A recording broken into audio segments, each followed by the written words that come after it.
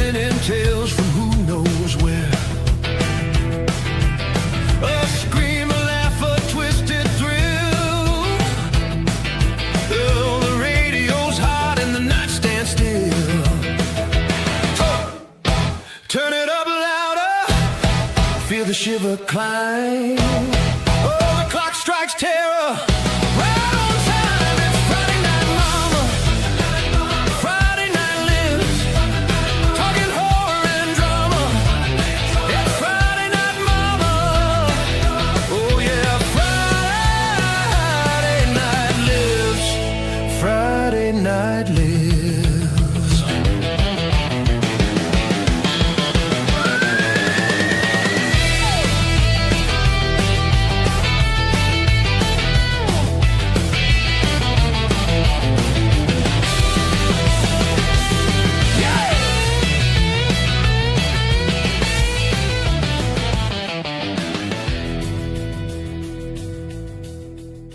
What did you think about that, Mark? That was great. Yeah, that's the new Friday Night Lives intro, boys. You heard it live tonight. I think it's pretty fucking good. It kicks some ass too. Oh, hell yeah. But welcome to Friday Night Lives. I am Uncle Bill from Dead Pit Radio. To my right is the flanneled one, the man himself, Rambo Raff. How you doing, man?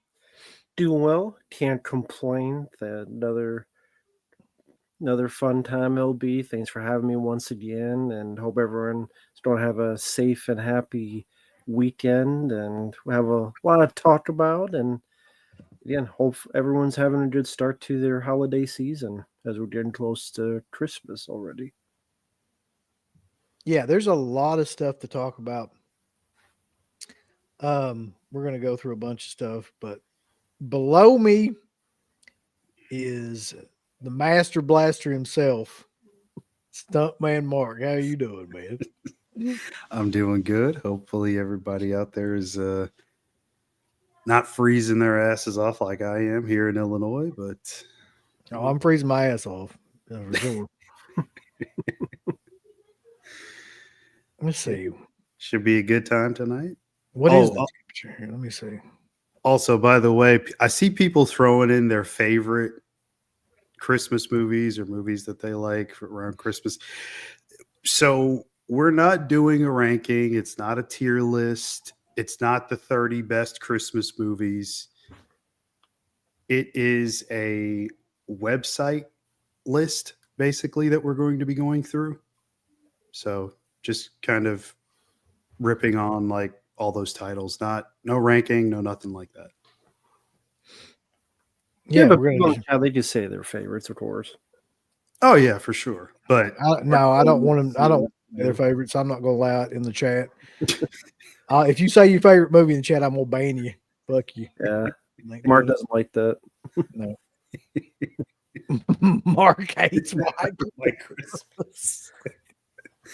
Jesus. Well, he hates Black Christmas as well. That's right. He hates the movie Black Christmas. So let's check to see who's in the chat. We got Vanderhoff. It's good to have you in here, man. Hoblong. Adrian James. Red the Dawn. Cinnamon. Shimon. Whatever that is. Ken, what's up? Silver Wings, Alex Sanchez, Sick Jim, Fat Pig the Conqueror, Sean Scanlon, Chick the Quig, Meek Scream, Chaz Flicks, Dante's in here. Yeah, a lot of people are coming in as we speak. Acres of Movies. The mayor is in here. I did not tell Mark to blow me, but I mean, I think I'll pass on that. Yeah, he's X5 or X. I don't think I've seen that one. So yeah. Oh no. Oh God, it's Daniel Harrison. Uncle Bill. Picture. Uncle Bill, I want to formally invite you and CK to join me and Tony Rand for Christmas dinner. you imagine actually doing that? No, no, I don't think I would ever do that. Just like, yeah, imagine those glasses. I had forgotten that though, man, that she actually, when all that stuff happened with Tony Moran, had that whole interview with him and tried to take up for him and all that stuff. And oh God, what a horrible take. You come to find out, like, I mean, he's just like the worst friggin' dude ever. Mhm. But that's fitting somehow. Yeah, the librarian. She looks like a librarian. God. David Lawrence Graham. Good evening, sir. Kingslayer, how are you? William Blasco. And of course, Crapper Keeper. All right, so I may have missed some people, but there's people filing in as we speak. Let's get to like the biggest news story, I guess, first, which is, of course, Netflix bought the universe.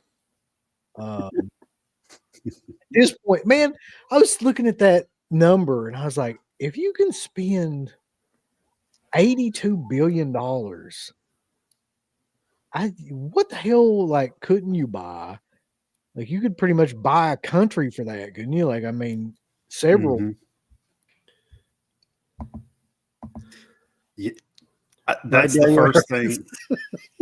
That's the first thing that popped in my head was like, they have 82 billion. Of course. Assuming that most of that was liquid and not like investors, or, you know, I don't know. It was surprising to see that they got it. I was kind of hoping somebody else would have, but That's almost as much as Mart's couch. yeah. Just trade them the couch for Warner Brothers. $82 billion. I was like, what the fuck investment is worth $82 billion? It would be like a studio. That's crazy. But essentially, what they've done, it seems like, is monopolized streaming now almost completely. With that, here's what they got. Okay, they got HBO Max. They got all the Warner Brothers and Discovery stuff. They now own the Harry Potter franchise. They own the DC universe. They own Game of Thrones, and they own the Cartoon Network. So, I mean, there's not much that they fucking don't. Does that include like the video game stuff, WB Interactive? I would assume probably so. got to, yeah. So they own a little piece of Mortal Kombat, kind of. Yeah, Mortal Kombat is, yeah. I completely forgot that. The game and the movie rights. Wow. Okay. So a lot of people are losing their mind about this because that's like a monopoly almost, for them. And Mark, I know you want to talk about this, and I saw it too. And it makes it even worse. There was a quote today.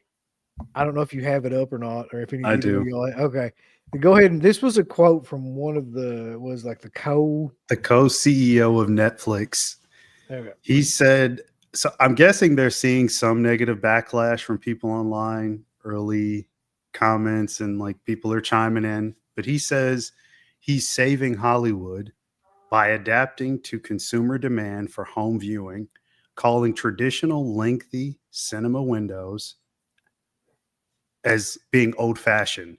So like, the movies go to the theater 60 days, 90 days, whatever. He thinks that that's no longer what people want. And they're going to evolve and be more consumer friendly. Streaming provides films and all sorts of other visual media to audiences like those in rural areas who can't necessarily make it out to theaters or easily go to theaters. Listen, let me just stop you right there real quick. I'm in the ruralest fucking area that there is, and I can still get to a theater. It's only like 30 minutes away. Mm-hmm. It's weird because he says that while they're still going to focus heavily on streaming and the newly acquired content, that they are going to put out films theatrically as well. So for the people that want to, they can still go see movies from Warner Brothers, even though it's under their banner now. You just won't want to. That's the problem. That's always been the problem. Is, do you want to go to the theater? Right. It's like no. Yeah, I mean, so his stance is that consumer focus, people want to watch things on Netflix. That's basically the long and short of it. Like most people don't want to go to the theater, but if you want to, we've got you covered on that too. That's what he's saying. Let the whole thing burn and leave it to the fucking crows. Yeah, you had an interesting take on this, Rambo. Like I saw it earlier on the Discord. Yeah, Basically, I'm Travis Bickle. yep, that's what they said. Basically, just kind of like destroy the whole current system. And let Yeah, I mean something it's else. cynical, but for me personally, the way I look at it, 90% of movies suck. 90% of physical media is here we fit this condom over your fucking movie and this overpriced bullshit. Let it all burn and wait for the acid rain to wash it all away and fucking rebuild from the beginning and maybe learn a lesson or two. Ever since the fall of Rome, just let it all fucking burn. 90% of movies suck. 90% of physical media is how much fucking fancy packaging is on the side, less about the movie, and it'll cost 60, 80 bucks.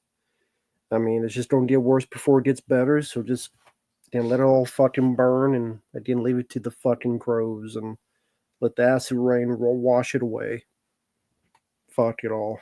Fuck them. The sad part is that they won't learn anything from that. Like if Well, being fuck like 'em. it all burns, like it's just gonna burn and They that's gonna burn. be it. So I think I agree with some of that. I think we're at a point now where the landscape of like film as we know it, like things that reach mainstream theaters and things like that, is pretty much at like an all-time low to me. It's all like video game adaptations, comic books, sequels, remakes, prequels. It's just basically all that now. Like that's the whole, and then every now and then they'll sneak in one or two original movies that to be fair, like aren't really that good, but I mean they're original.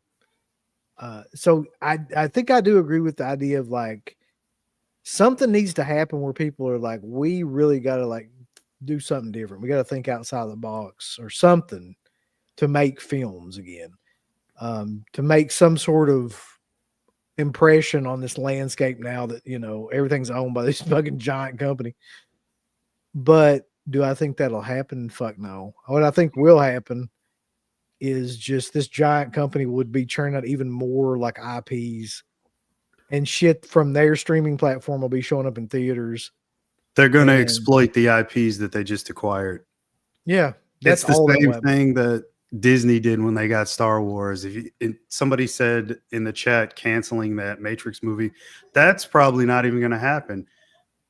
They'll more than likely go ahead with that. Shit, at this point, they can do a series on Netflix of Matrix. I mean, they possibilities are endless now. Like they kind of opened the floodgates. They can do whatever the hell they want. I mean, Yep. you look at, I mean, them owning DC stuff. I mean, you're going to see a million shows and hell, sequels to the fucking Nolan movies are possible now because they can do whatever they want. Like they, you know, they got all this stuff.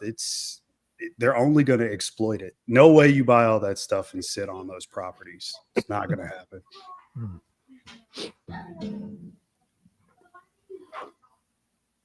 So, yeah, essentially, like,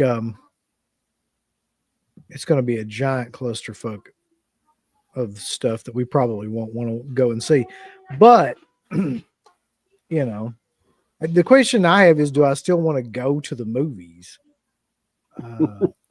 And I mean, sometimes, yeah, Mhm. I just something about that is nostalgic to me.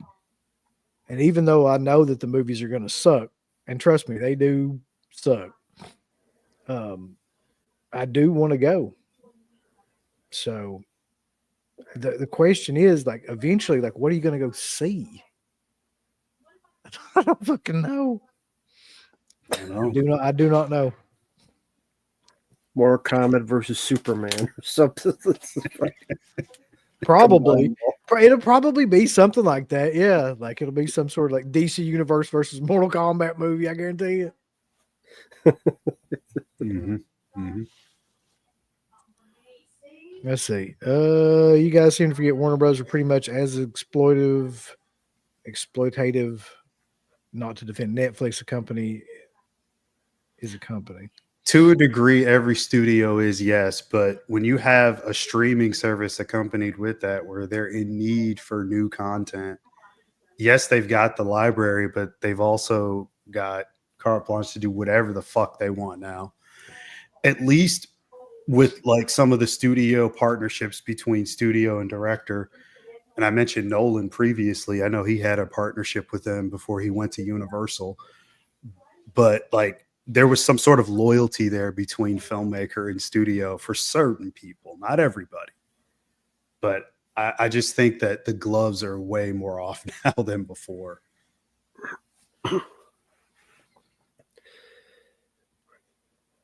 Oh, we did get a super chat from Business of Fear. I saw that. But yeah, I mean, that'll just be another crappy film, just like Warner Bros. Was releasing crappy films. Marth's favorite Superman movies, and fucking That's another thing. Is he out of a job? You think they continue with all the gun stuff they had in place? They're gonna keep paying that guy? that'd be funny. Yeah. And shit like this. Is I am afraid is going to happen too. Yeah, if they do it, it'll go straight to Netflix. Definitely. It's more of a possibility now, yeah. Probably where it deserves to be. Yeah, I'm sure that it's going to. I mean, listen, the Exorcist franchise, if you want to call it a franchise, is one of those ones that's never gonna. It's never gonna be worth shit, no matter what. Be a crossover with Stranger Things. Look, dude, that's something that'll probably happen. Or they'll use all the people from Stranger Things in like movies that they want to do. So you'll see like fucking, Noah Schnapp will be the new Harry Potter. It'll be some shit Yeah, like that. I I know could that's what see they're gonna do.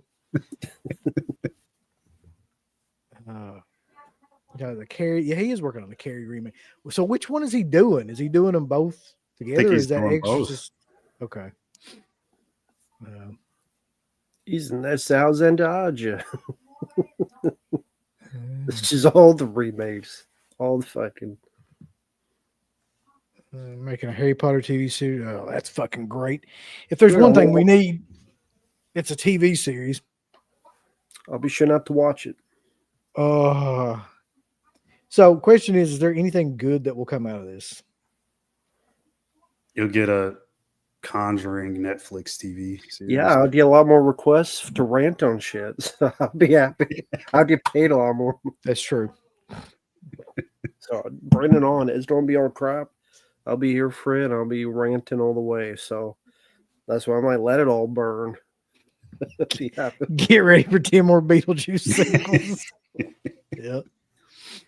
Yeah. That'll be outstanding. Let's see. They might cut violence out of Magnum Force, like Summer's Day getting shot in pool and blood. But is Netflix going to do that though? I don't think. I mean, I can see Disney doing that. I don't think Netflix gives that much of a shit though. I don't think so, but Yeah, I haven't heard Netflix doing that. Yeah, now this will probably happen. They'll invest in AI more. That probably will. Mhm. Yeah. it really, Man, I start thinking about their library, and true, most of the stuff that we really, really want has come out, but there's other films like The Hidden, for example, that got a Warner Archive release. We've all wanted like some souped up 4K edition because the film just deserves it. Well, they weren't releasing what it was with Warner Brothers. But with the partnership with Arrow Video, like, does that still continue? Like, Arrow doing a lot of these Warner titles like Deep Blue Sea and stuff. Like, does that go away now? Or I don't think Netflix gives a shit about putting out physical media. They want people to use their streaming service. So That's true. They that's definitely more of won't. what I'm Yeah, worried about. they definitely won't put an emphasis on that now for sure. Yeah. So it's probably a good thing we got that Nightmare set when we Yeah. did, because Exactly. probably the last thing you'll ever see like that. Yeah. Yeah, Netflix owns Freddy now, or at least part of that franchise for sure. Mm-hmm. It depends. I mean, I think in all seriousness, Netflix got this because it's a good bargaining tool to rent and sell off pieces. So they can rent a lot of these older titles. Yeah, we'll rent it out to you. You can put on physical media, and whether it be on for a short time or not, we'll also have it on Netflix as well for those who don't pay for physical media. And if things aren't going well, they'll sell it off. We'll sell DC to you. We'll sell Harry Potter to you. And that's always a bargaining tool as well in the future, even if they need to make up for some money. Because, I mean, they paid a lot of money, but even if they just sold DC, they would get a ton of money from someone for just DC altogether. So that's another reason. It's not just for their library, but it's a good bargaining tool later. You want DC? Make us an offer. Yep. That's a good point. Yeah. Let me ask you a question, though. I'm sure Disney will sell Star Wars or some other thing in the future. Does anybody really give a fuck about DC, though?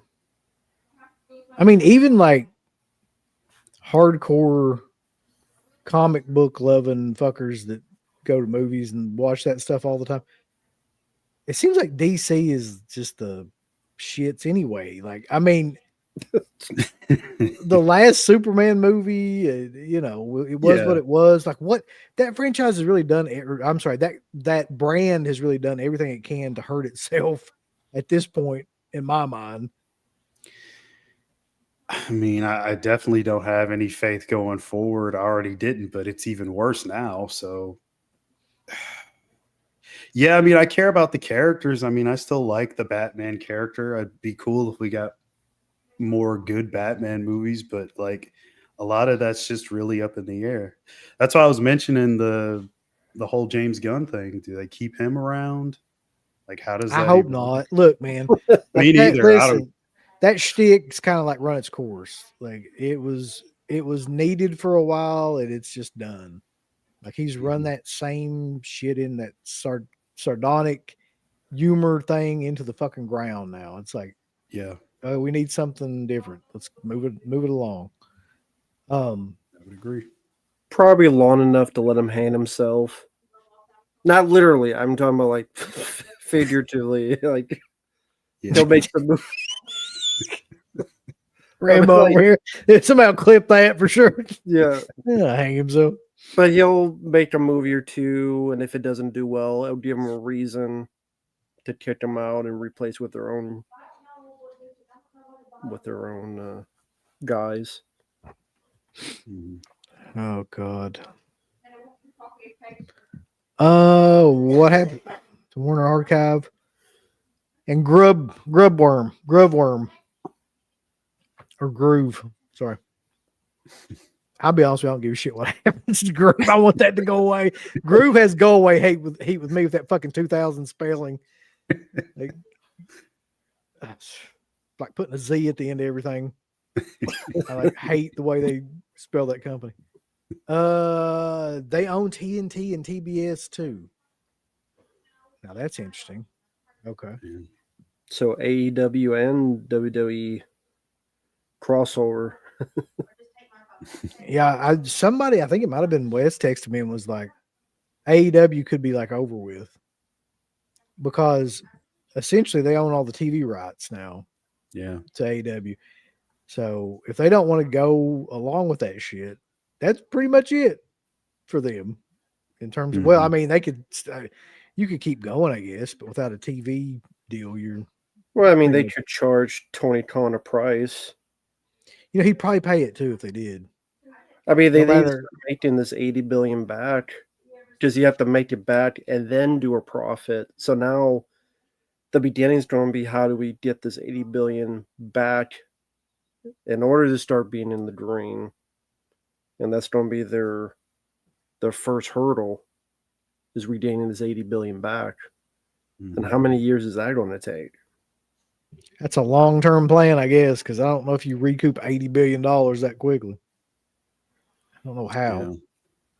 I mean, I don't know if it's true, but I've heard Disney still hasn't recouped or the stuff they paid for the stuff they got for Fox and Star Wars. Well, I mean, if they see, this is the problem, though, right? They take these. Don't start on the Star Wars, Mark. I know you want to. Just don't. Like, they take these huge IPs, right, and then they make 1,000 horrible movies and TV shows to where like nobody wants to watch that shit anymore. So they just damage and destroy their own product to the point where it's just not even marketable.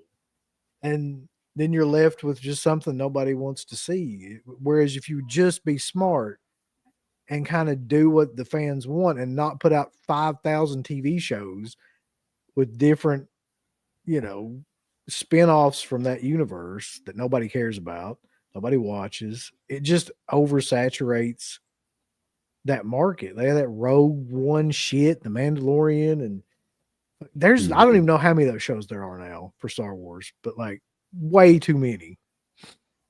Yeah. Yeah, there was The Mandalorian, there was Ahsoka, there was the Boba Fett one, there was the Bad Batch, there was the one with the little kids, there was I just had the Acolyte, there was Andor. But I mean, you're right, and I think that is why they are going to do that 50th anniversary, the original Star Wars versions coming out in theaters, unaltered. They'll make a big deal of that now in 2027. Yeah, they got to go back to the like original stuff because that's what people want to fucking see. The thing that they weren't going to do at first, but they now need some good leeway from the audience. So, hey, here's the unaltered versions of Star Wars, Empire, and Jedi for, I'm guessing, well, in theaters, and I will bet it will be on a 4K, and they're going to hope that will be their big money maker, and could easily be the highest selling 4K is those unaltered Star Wars movies because they need to start making more money. And that would be a way to do it because a ton of people would buy that. Right. It's true. I agree with that, Blu-ray addict. More than likely, that price increase is on its way.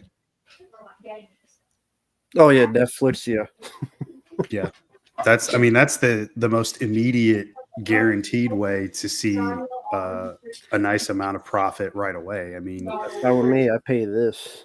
yeah. You up that price, and I mean, you think about how many people like that's all they have. They don't have physical media anymore, so they just go straight to Netflix because it's the easiest thing to turn on. It's true. I mean, it's just the ease of use, really.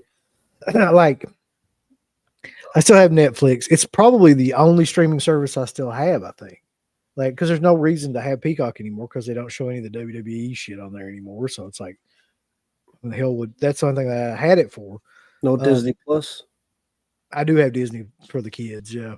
Now that you mention it, but so I got Netflix and Disney, and then Netflix has nothing on it though.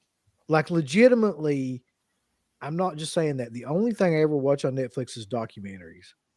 Like in terms of That's their best film, stuff. That's what I was yeah, going to say. That's the best film, stuff. That's what I was yeah. going to say. That's the best thing they have is some of the documentaries on. In terms of films, and there's nothing to watch on. I don't even know what the hell they're doing. Like, it's like you couldn't pick a worse selection of movies just to like show people that I have no interest in. Yeah, I mean, I don't even know how they acquire their content, but I mean, I would imagine it's got to be tough because every studio has a service now, and they kind of want to keep their own stuff on their service. So they got to do something. I like these takes here. Just like a bunch of people just fuck Netflix. Netflix against my ass. Yeah, ESPN is that's the rumor from who is it? Freddie Prince Jr.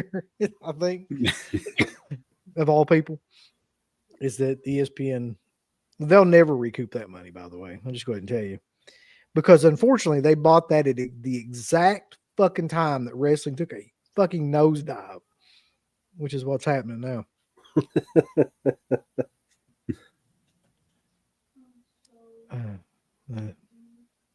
Really, Tubi's all we got left. Tubi. God, I hope they don't buy out Tubi. Tubi's a really good streaming service. Amazing selection. When the normies understand it's a bad thing, it'll be too late. Probably. Well, then they get what they pay for. That's their fault.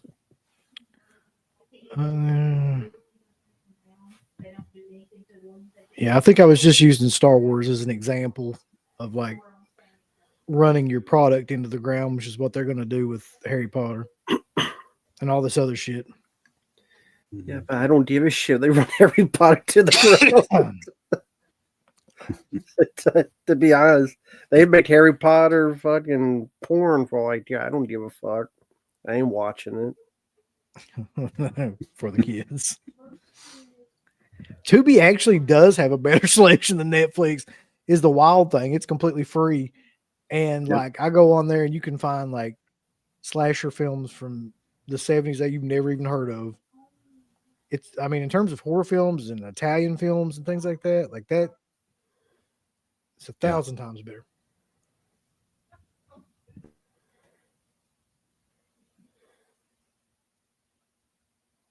Disney should have bought it. Yeah, that'd been great. But that's the sincerities that the properties they have.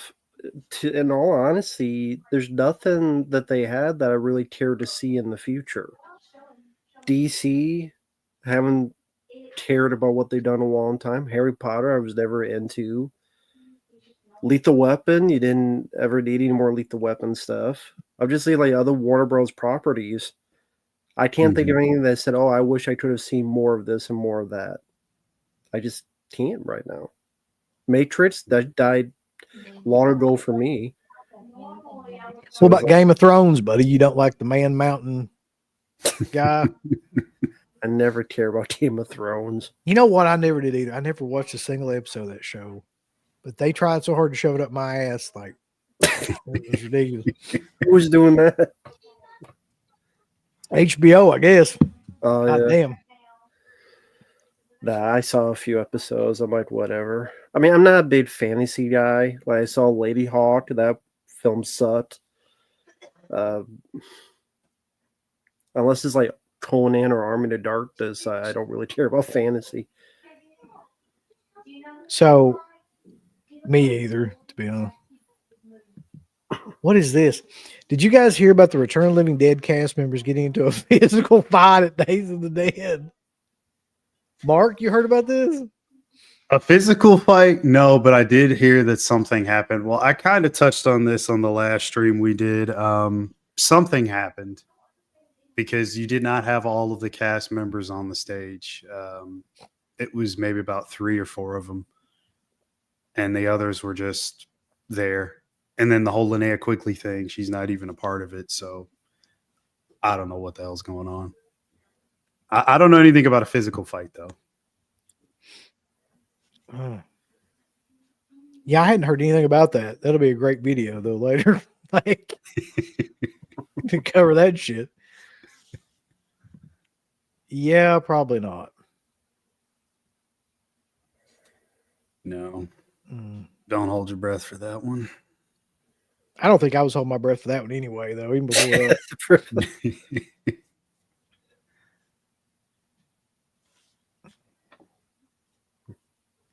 Yeah, it sucks. The Well, again, I would. thing. a physical fight between a male cast member and so that can only be what, Joel Shepard or Beverly Randolph, because Linnea Quigley wasn't even there. Mm-hmm. And I'm sorry, but I don't see like Beverly Randolph fighting anybody. So it had to be Joel Shepard and somebody, if that's true. I get more information about this, Justin. We need to know. It's like fucking Yeah. Fox News. Yeah, then they can go on your Instagram and a few more paragraphs yelling at you. Listen, you can yell at me and go on all you want as long as you're watching it, bulls. That's fine with me. Say what you will. Yeah, I saw the people in the comments, and they were pretty positive, but some of them were real simps. for her. Dude, we're gonna get into that that whole thing here in a minute anyway. Don't worry. But this is another thing I wanted to bring up. I was going to bring this up anyway, but like, do you want to review this at some point as well? Like his list of Yeah. the top 20 movies? We could. I think that would be a good show topic. Yeah.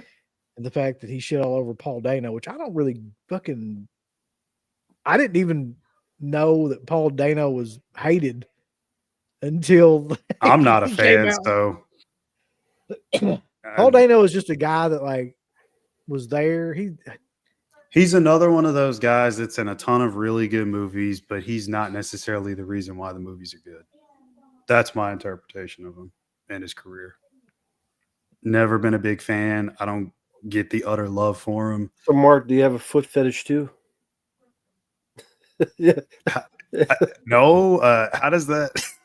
Well, I mean, Tarantino doesn't like Paul. You don't like Paul, so Tarantino's foot fetish. Maybe you have foot fetish. I'm just saying how close you are to Tarantino. You know. No, I just never been a Do you big hate Paul Matthew Dano Lillard guy. as well? No, hate. I mean, hate's no. a strong word. Yeah. Who the fuck hates Matthew? Listen, really though, if you hate Matthew Lillard, there's something like majorly wrong because, like, I mean, I can see, too.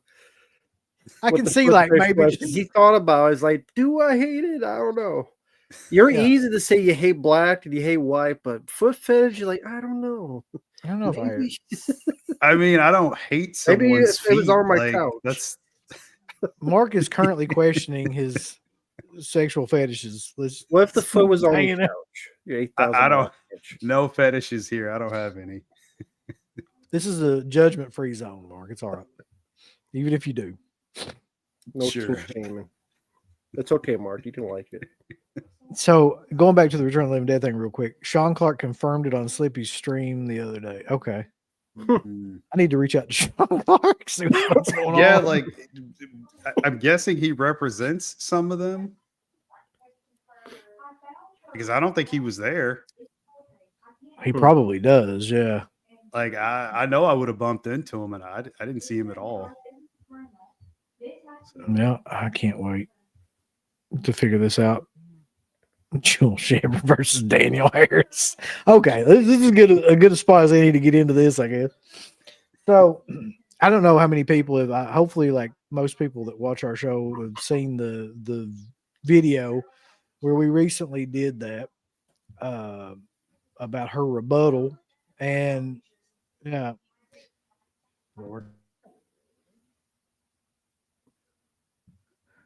and like He was yelling at Daniel Harris as we're tied up in the corner. yes, Like, probably. shut up. I'll talk to you later. So needless to say, like she was not thrilled with our interpretation of what went on. She sent us a 4 or 5 paragraph email, and I haven't heard anything back from the last video, the latest kind of thing. But I pretty much just I gotta say, like, I've got to stand by like everything I said in that video. I don't understand what there is like what is she doing for fans that would necessitate paying her $100 at this point for a Well, okay, that signature? was my. I was asked a sincere question. What do you feel about her saying? Well, she needs to pay 15% to her manager. Well, she needs to pay taxes. And I'm like, Don't we as opposed to all? you Like not what? paying taxes before. Like, I what know do you? they weren't paying. Here, that's the thing about conventions. I still think they probably aren't. Like the majority of them, I don't even know if I believe that any of them are. They're But not. like, they're not paying taxes on this shit, and nobody cares. They never have. Like, that's the thing. They go to these conventions. They take cash. There's no way to prove like how much money they made or anything like that. That's why Exactly. so many of them take cash because there's no trail. Like, there's no credit cards involved or kind of anything to trace back to them. Do the convention owners have to put something down in their records for who I gets paid what? Or Yeah, I would say they probably do, like in terms of like what they pay them to be there and everything like that. So they may have to pay tax on that, but in terms of what they make from like people coming up to them, I know they're not paying taxes on that shit. And if they They're not. are, they're underreporting the shit out of it. I'm positive because how would you know? Like, how Yeah, would you ever exactly. find out? There's no way to So trace any of that. let's I assume. Oh, go ahead. Sorry. I was just gonna say I've heard from a few people. I'm not gonna name names, but I've heard that most of them do not pay any sort of No, I taxes. mean, we've known that for years. Like we used to talk about that on the show back in the day. Like, how the fuck are they doing this? They're making like Mhm. $100,000 a weekend sometimes, and like for like bigger stores like Robert England, they're not paying a dime of taxes on any of that shit. No, Doesn't make any sense to me, but it's always gone on that way. so, I would don't say so. Mark, uh, okay, you don't have to name names, but these people, were they vendors? Were they actors? Were they directors that said they didn't pay? they were people that were a lot closer to the people that are attending the con in terms of celebrity. That's all I could say. Okay, very secretive. I just can't say. If I Very say too much, it'll give it away. So Rambo. Okay, very secretive then. I'm not gonna give it away. I would pay her $20, Ronald. I won't say the comment you said, but so you don't get sued. But sure, I pay $20. But I like the more autograph. But anyway, uh, my question would be, with what she was charging before, Yeah, which I don't know, maybe it was $40, whatever the case. What was the big change to make her have such a big jump in price? If I she was don't still know paying her because manager and dumbasses will paying pay it. taxes. My guess is that it's as simple as that. Because Yep. somewhere along the way, she figured out that like if she dresses up like a clown, like she did in the movie, or if she gets halfway naked, that there's a bunch of fucking nostalgic. And I hate the word simp, man. I really do. I hate fanboy and simp and mark and a lot of those terms like that because it's just degrading to fans. But in this case, like it seems to be very appropriate. yeah, Because there's a lot of those people that are like needlessly kind of taken up for her because they think that they're gonna get something out of it, or that they think there's some, you know, that by defending them, they're like her boyfriend or something almost. It's like, no, that's not how this works. Um, but here's what I will say about that whole situation, okay? Um, when we first got those messages, like her big thing was number one, unfollow me. And it's like, okay. I didn't know you guys were following her in the first I place. like no problem, I guess. Like, who gives a shit? Number two, take it down. But why would we do that? Like, it's our opinion. That's not ever happened. But number three, we ask her, like, okay, come on a stream or a show. You don't have to come on a live stream, just come on a show. And let's talk about this we'll discuss our points about it. You discuss your points about it. It'll be a show, like a fucking, debate or whatever you want to call it, like just a show. Hell, she did it with Tony Moran. He's a lot bigger of a shithead than we are. But she didn't even respond to that. It was just like, okay, thanks for unfollowing me. Like, yeah, but it was that wasn't even a consideration. I don't know. I feel like if you feel that strongly about your opinion, you just come on the show and just defend it. And the idea of like, she got mad because we said that she was being vague about, she fucking was though. Like, why are you bringing it up if you don't have any intention of like saying anything about it? It is just, I don't understand that part either. I don't think we'll ever figure that out. But did she convey it to bring some kind of sympathy upon herself, or she was being asked, but at the same time, then don't answer unless you don't give an actual answer? no, I think she was just more like, it's like, I was being vague because it's nobody's business, but it's like, but you made it everybody's business. Like, you brought it up. You could have just sat there. Nobody gave a shit. Nobody was asking like, hey, what happened to the Talk Scary to Me podcast? You never heard that in your life because nobody ever gave a shit. But like, I mean, I honestly didn't even know it was over until she posted that. So I feel like if you're going to come on there and make a big issue out of something, and by the way, the other person's not on there to talk about it, then you should probably give some sort of information about what the fuck's going on. Like,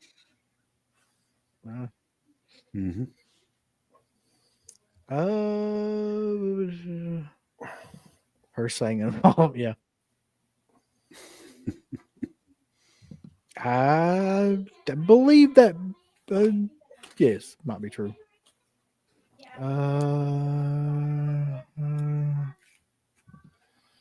Remember when Daniel Harris told everyone to lower their prices so regular folks could afford autographs? Neither do I. I don't know what she does for fans and it says anyone paying her $20. Yeah, well, I think that's the biggest kind of point I had with it is like, it seems like everything she was doing is kind of in reverse. Like, here we are preaching about how high shit's getting, how crazy things are getting, how, like you're getting asked to pay for quotes on photos now and pay for selfies and things like that. And she's out there telling people, hey, you're worth more than this. It's like, you can't be worth much more than this because you're getting $100 to fucking just go like scribble your name on something. Like, I can't imagine what would be easier than that for that amount. I mean, to me, it's all business for her.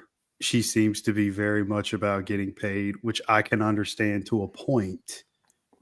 But it's all business. It's all business, like through and through. There's no in between. I mean, even if you look at her website, like which I did do just because I was curious, and I mean, she's selling her nightie with her thong, and it's like $800. So with her what? What would you say? With her what? Thong? She said, "Yeah. Used." She's wearing it in like a photo, like beside it. So yeah, I would assume it's the same pair. It is used as well. I guess so. I don't know if she watched it before. I don't know. Let's not get into the fucking semantics of this thong. We'll be here all night. Well, I'm just saying, like, it's math is pretty important. That part. It'd be pretty important to some. I guess that's an important detail in that. Yeah. But I mean, come on, she seems like someone that if she could get a lot more with that, she'd do it. That's what it seems like. Yeah, I mean, that's what I was for his couch. I think maybe it boils down to just like a moral issues. Like, just because you can doesn't mean you should, kind of thing. Like, she could get a bunch of people to pay $100 for an autograph, But I mean, that's one thing. That's one thing. So I guess if you can, in a weird way, part of my brain's like, I guess if you can get away with doing that, then that's fine. Like if people are going to pay that, then do it. But then she's trying to get other people to do. It's like stay in your own fucking lane. Like if you want to do that and just be greedy as Right, all yeah. hell, Yeah. do it. But like trying to convince everybody else to like screw people over, to me, is a little bit disingenuous. But she'll look at it as if she's doing a good deed for that person she likes. Well, I'm helping them out because I'm helping them make more money, and I they're my don't. friend. That's I what I was think trying to say. Like, I think that's the way she's looking at it. Like, it's a business, so why not maximize your profitability and make as much as possible, which I kind of get. But at the same time, if that's what she wants to charge, let her charge what she wants and you charge what you want. I Well, I mean, think you that get STD too. Doesn't mean you want to get it. I mean, you could. She could get that all she wants, but still screwing someone else over. yeah, I mean, you're probably right though. You probably like she probably looks at it like she's helping all these people out by being like this businesswoman or whatever for them. To whereas, I think from a fan perspective, looking at it, and that's the way that I'm looking at it. That's the only way I can look at it. Is like Right. it just seems like you are just jacking up prices and ripping people off even more than. And I don't even understand at this point, like the prices people are paying, especially like her. Like it's either $80 or $100 now. I can't remember which, but it's like one of those. But like if that's where we're headed and that's what she's championing, then I think there's a big disconnect between like the what people can pay versus like what you think you're worth. Mhm. Well, again, just to repeat what I said before, they were not charging this much, maybe even 5 years ago, I would think. So, okay, you say you need a manager. You may need a manager to get movies and such. You don't need a manager for a convention. Either you get a phone call, you make a phone call, and you could do that easy enough from your home. You make a few phone calls, you do some deals, that's it. If it's taxes, you were fine with paying taxes when you were charging $40 or whatever it was, but now somehow the taxes are so different for you, you need to charge $80 to $100. I mean, nobody else gets that privilege. Hey, job, I think you need to be paying me $30 an hour now. For I know we all got to pay these same taxes, but I think you need to start paying me $30 now an hour. Can you do that? I mean, a job would do, go fuck yourself or fire your ass or something else. And I don't know. The story doesn't hold a lot of water. Yeah, I see your perspective. That's just the comment. I haven't seen it yet. Apparently, I'm not even close to that yet. It's towards the bottom.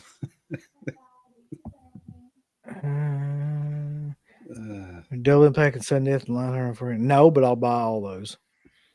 Yeah, I those are. I just will. I think those are MVD. I think. Yeah. Yeah. Apparently, Let's with some of see. the comments under you guys' video, that's what it seems like. Defending her with her honor for the glory of love. Yeah, they're gonna fight for the right, Your Honor. Will be the hero that they're waiting for. I mean, sure, you do that. There's always people. We've been doing this show for 20 years now, and for probably about 10 of those years, like conventions have been way too fucking high. And there's always people that will say the same thing, and that is, if people are willing to pay it, and blah, blah, blah, blah, blah, blah, I don't take that approach. I'm just going to go ahead and tell you, like, my approach is from coming from a fan perspective. At some point in that, I stopped going to and like buying fucking autographs because they were doing that shit. So it kind of ruined the whole thing for me. And I don't really care if like Other people think, well, like they should just get away with highway robbery because they can. I don't think that's a good approach to take to it either. If you're going to do something like that and you're making, let's say, $30 or $40 an autograph, you're doing fine. You're coming away with thousands of dollars at the end of the day. You don't need to be making $80 to $100 an autograph. And you know that. And anybody with any common sense knows that. And it's like you're trying to convince people some sort of Jedi fucking mind trick that you're worth that for some reason. I guess inflation. Do autographs inflate? Like, I don't think so. So do whatever. Like, whatever you mental gymnastics you have to do to make that make sense. Do that. It doesn't make sense. So okay, so she talks to D Wallace and says you have to do this and this, right? Well, Well, what's she doesn't say you have to. I think she's just like you basically should. like, you should, yeah. So okay, she sells thorns, and she don't tell D Wallace you should sell your thorns too, D Wallace. Probably. Sell your Yes. thorns you used on the Howling when you're the French poodle. Or Listen, there is something so disturbing about the thought of buying D Wallace's thong. E.T.'s mom's thorns. I can't even tell you how much Oh, that my disturbs God. me, Rambo. The thorn says phone home.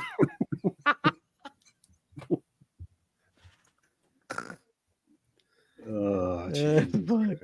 Hold on, real quick. Bobby's got to we need phone to take home a with D Walls of thorns.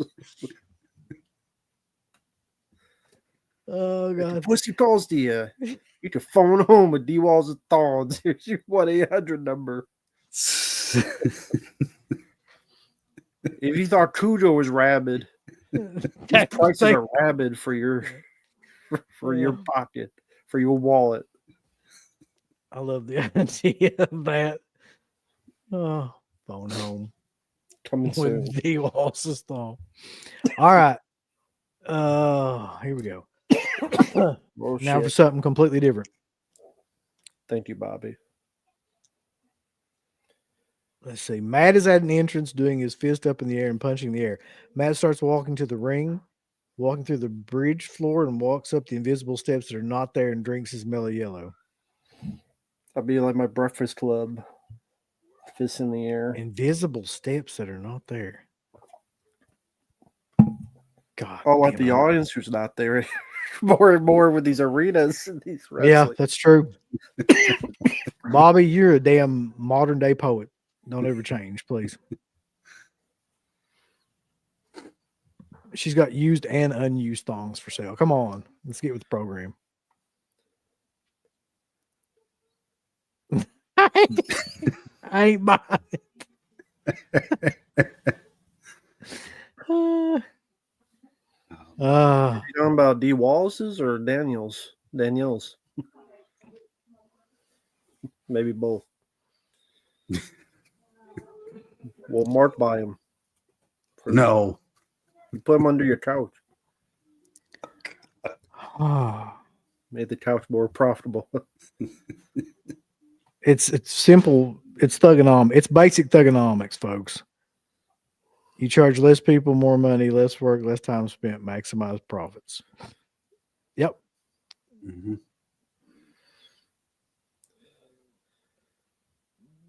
It's also You would think with all the money she got, she'd afford better glasses. Like in that picture, is like the librarian glasses. Get better glasses at least. Like ours. this comment comes out of nowhere. I have diabetes. Okay. I'm sorry. Must be Wilford Brimley's son. Don't eat any candy. You know what? I do remember Lisa Frank. Talked about this with Savannah, who's a huge Lisa Frank mark. Had the Trapper Keepers and shit with all that shit on it, like back in the day. Won't be sim. Listen, that's another thing I was talking. I met her in probably it had to be between 2012, 2014, somewhere in that time frame, right? And I don't remember a damn thing about it. I have a signed poster. I don't remember anything about it. That's how memorable it was. That's probably about how memorable it is for anybody else. Yeah. I mean, I don't think I've ever gotten anything signed from her. Cause Talked to her see, at a convention a couple times, but you're just a two-faced fan. You used to like her, but now you don't like her anymore. And she's Was done that everything the she comment? possibly fucking can to make me not like her at this point, ain't she? No, that was just some of the comments under your videos. I know, but I mean, at this point, like, what else could she really do except, you know, come out and like piss in the floor in front of the fans or something to make you like her even less? I don't understand. Now there you go. There you have it. Great. I'll send the feet pits to Mark. He's the one who likes this. no, I don't.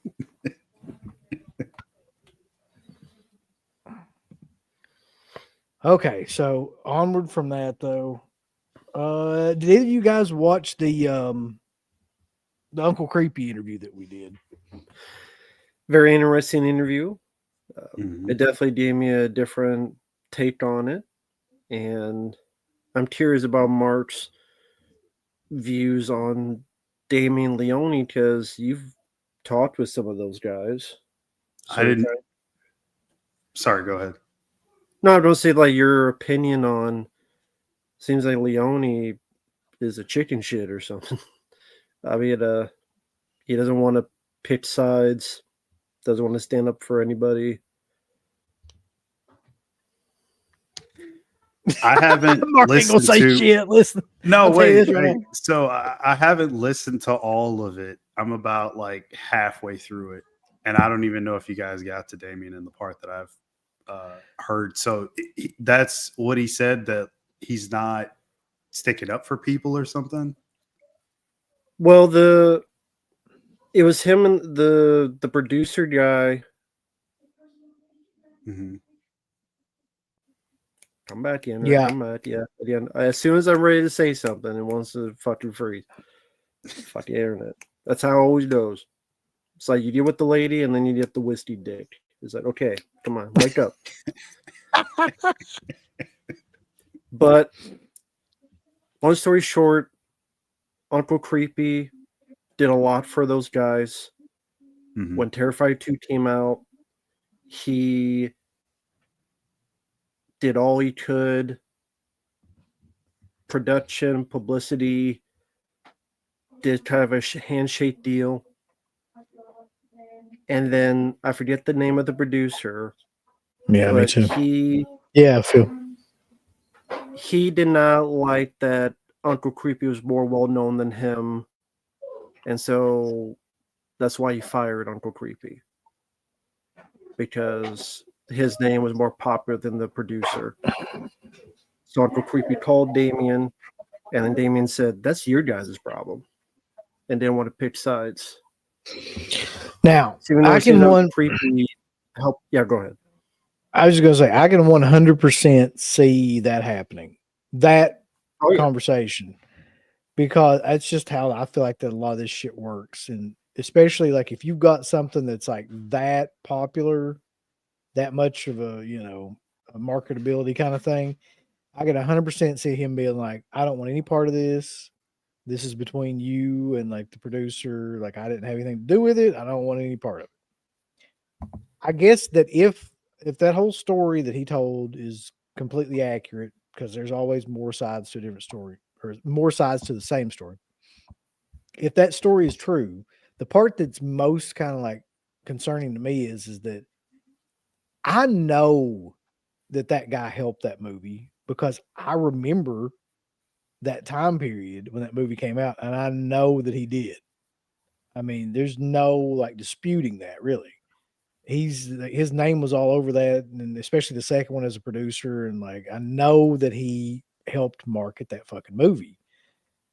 So that's not in dispute. And if he did the way that he said that he did, and then that guy turned around and was just like, I'm not getting involved in this. I don't want nothing to do. That's kind of bullshit. I don't know. I wasn't there. I don't know if that happened. I have no fucking clue. I'm just saying that if that happened that way, that's a shitty move. Hmm. It just is. Yeah, that does sound pretty fucked up if that's indeed how it all went down.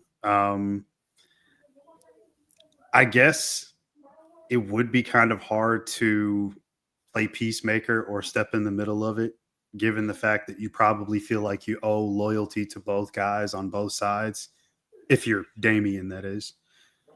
So, I mean, I don't know what the hell he could do to like change anything because it's not like he has 100% control over it. So, I mean, how do you even mitigate any further tension or discourse between those two guys? That would be something that they would have to work out, I would think.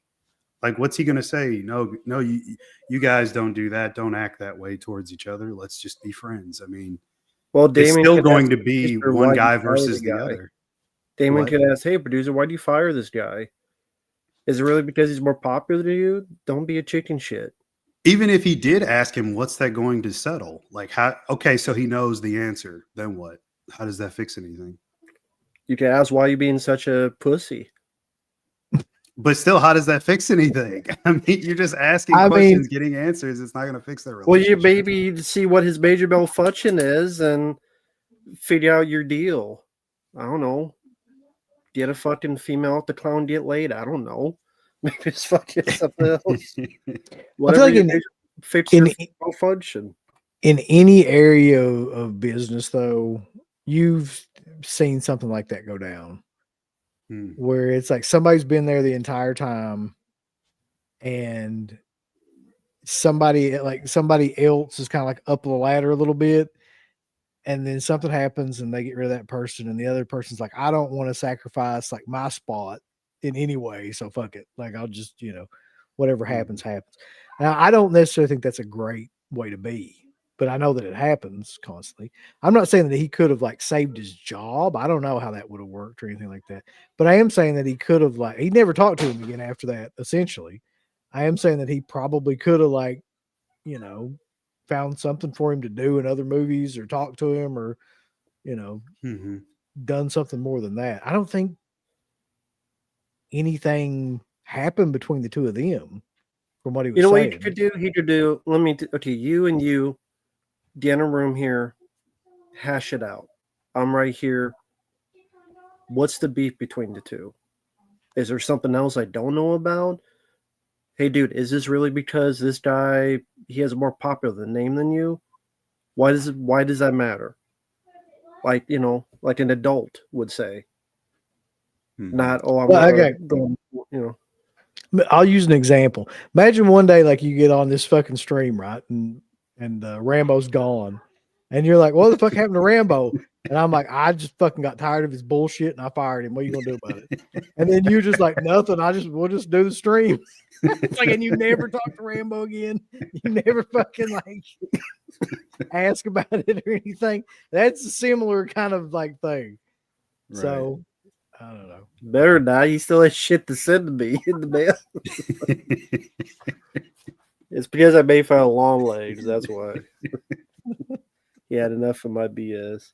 All right. So I think we've run the gauntlet of shit now. Let's actually like get into this, the actual meat and potatoes of this show, which is the Well, one quick thing. Oh, yeah. Rest in peace to Terry. Oh yeah, I fucking forgot.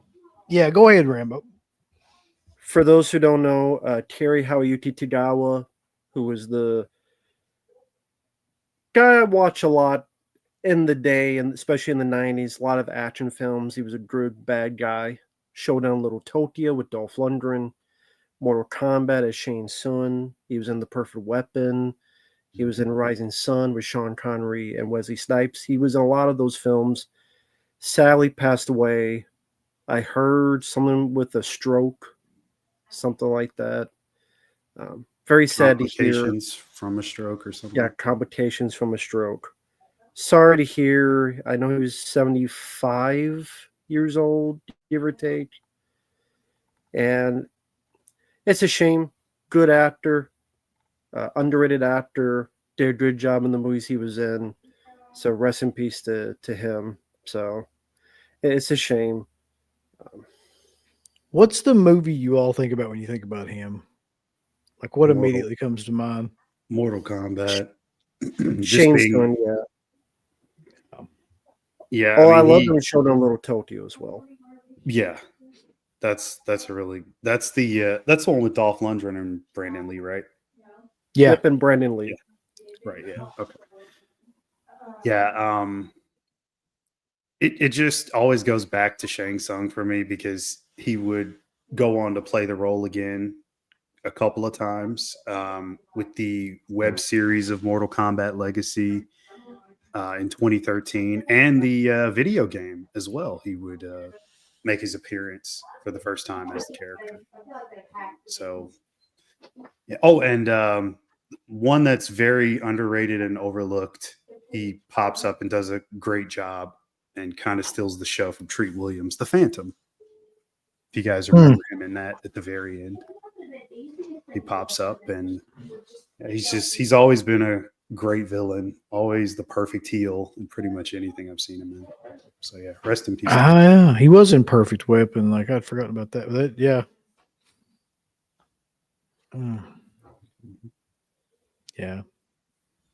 So, all right, Mark, do you have this list? The list is, or do I need to pull it up? I can. Yeah, you might have to. 30 Christmas movies.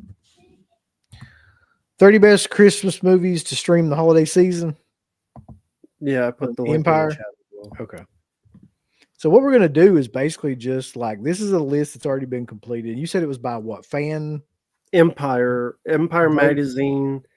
They say the fans chose it, Fan but who knows voted. how much that truth that is. All right.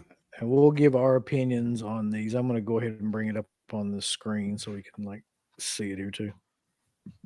Give our opinions on these choices, kind of talk about the films if we've seen them. Mm-hmm. Let's see what happens. 30 best Christmas movies. What the fuck is it? Get this data shit out of my way. I don't want no options. I want you to get out of my face. What I want, son of a bitch. Okay. There we go. Is this fucking Terry Gilliam? Yeah. Yeah. What? Really? God damn it. What the fuck? Yeah. I've got an ad blocker on here too, if that tells you anything.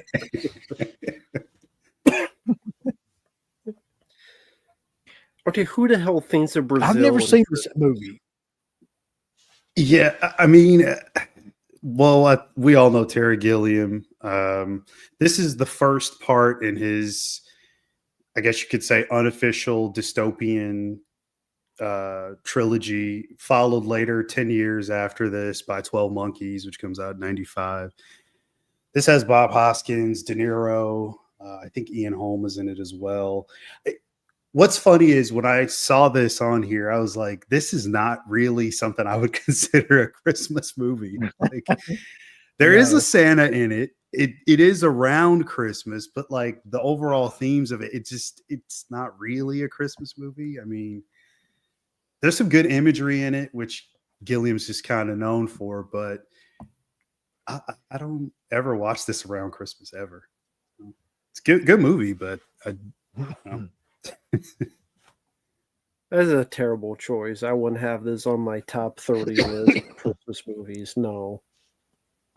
All right, let's skip over that one then. This seems really low to me, but 29 is Home Alone 2. I don't mind Home Alone 2. It's not as good as the first.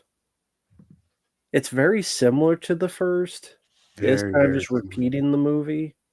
It's still fun. Very fun, yeah, I think. Yeah. I mean, Home Alone 2 was at the perfect time. It's just one of those movies that like I grew up with.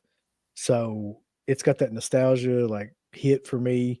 It's got all of the main cast is back in the fucking movie too, which is great. Tim Curry's in it, which is great. Yeah. They just basically remade Home Alone, man, and just put it in a city. I mean, that it's the same movie. Yeah. And had the pigeon lady getting shit on instead of the shovel slayer guy. So it has the same feeling, but it's definitely not as good. It's not as good as a movie overall to me. I think Macaulay Culkin said it's the one he prefers. That's weird. I wonder why. Trump is in it. Yeah, it's true. He is. Well, it depends. There are certain He's cut channels out that of. try to edit him out. Yeah, he is cut out. They just completely cut his scene. Jesus. But yeah, I mean, I like Home Alone 2 quite a bit. I like the guy, I forget the actor's name that played the shovel slayer in part 1 better than the pigeon shit lady. Yeah, me too. But other than that, and the fact that it's like, a hotel rather than a house, same movie to me. Tim Curry steals the show for me. Yeah. Yes. Yeah, he does. We did get a super chat real quick.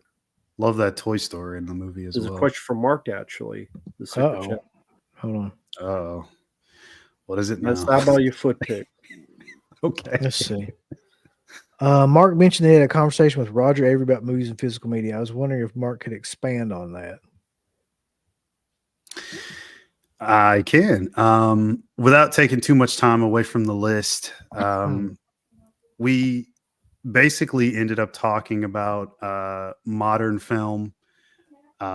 He talked about how he's kind of given up on movies as of late, which I could completely understand.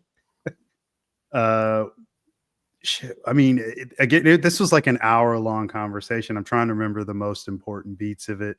I also asked him about his opinion of, because Tarantino has always been talking about the 80s. He thinks it's like the worst decade. He does not share that opinion. He actually considered 1987 to be one of the best movie years ever. And he's naming off RoboCop and Full Metal Jacket and all that kind of stuff. And he's saying like, we didn't know how good we had it, which I think a lot of people would agree with. We talked about shooting in 24 frames versus 60, laser discs, physical media, VHS tape. I mean, it was an incredibly long conversation. So I can't get into all of it right here. So maybe listen to the last episode. I go into a little bit more of it in that one. There you go, Bulls. I feel like that's worth $5 super chat. Here. Number 28. $5, though. Do what? This movie ain't worth $5. This one here. Number 28 on Empire's list is The Polar Express from 2004 with, of course, like Tom Hanks and Robert Zemeckis. I've yet to be able to sit through this movie completely, so I don't give a shit. You didn't like Tom Hanks playing all those different characters? You know what this movie reminded me of was like, and it had to come out around the same time, and I just did not enjoy that style of animation or whatever, was that Beowulf. Oh, yeah. It's the same shit. And I just, there was a small window of time when that became like something that he was doing, and I hated that. So I never really watched this movie. Both by Robert Zemeckis. He did both of them. I mean, I didn't hate this film. I would not put it on a favorite list, though. I didn't hate it. I think the environments looked fine, like the snow, the visuals, but the humans, they look like aliens. Like, they look just nightmare fuel. The humans, they look like they look fucked up. Yeah, I don't mind Polar Express. I think it's a decent watch for sure. Like the visuals, like you just mentioned, it is very interesting looking film, I think. But Except the humans. except the humans. So Polar Express is usually on a lot of people's top list of shit. Holy shit. Now listen. That movie could be higher than 27, I feel like. That should be top 10 at least. Yeah. Love Jingle All the Way. 27. That movie's amazing. Sinbad's in it. Phil Hartman. Come on. Phil Hartman, yeah. What a classic movie. I mean, in terms of Schwarzenegger movies, for sure. It's the classic story of trying to get a kid a damn Christmas present when everything's sold. It's like basically a documentary about when the fucking Cabbage Patch Kids came out. And everybody was So I'm beating the curious, shit out of each other. did you ever had an experience like that? Did you get something for your kids Christmas time or such? Was there a certain toy they had to track down? I'm not saying you're beating up Santas and stuff, but If there's ever like something that was like impossible to find, yeah. that's a good question. I'm thinking back about like what toys and stuff I bought.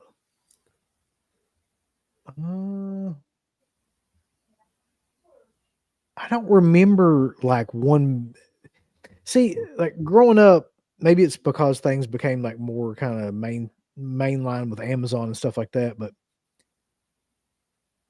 like when the Cabbage Patch Kids came out, you couldn't find that shit, and everybody was going crazy like trying to find it. When Elmo came out, that was another one. Like everybody was going crazy trying to fucking find that shit, but then like that just didn't become as big of a deal later.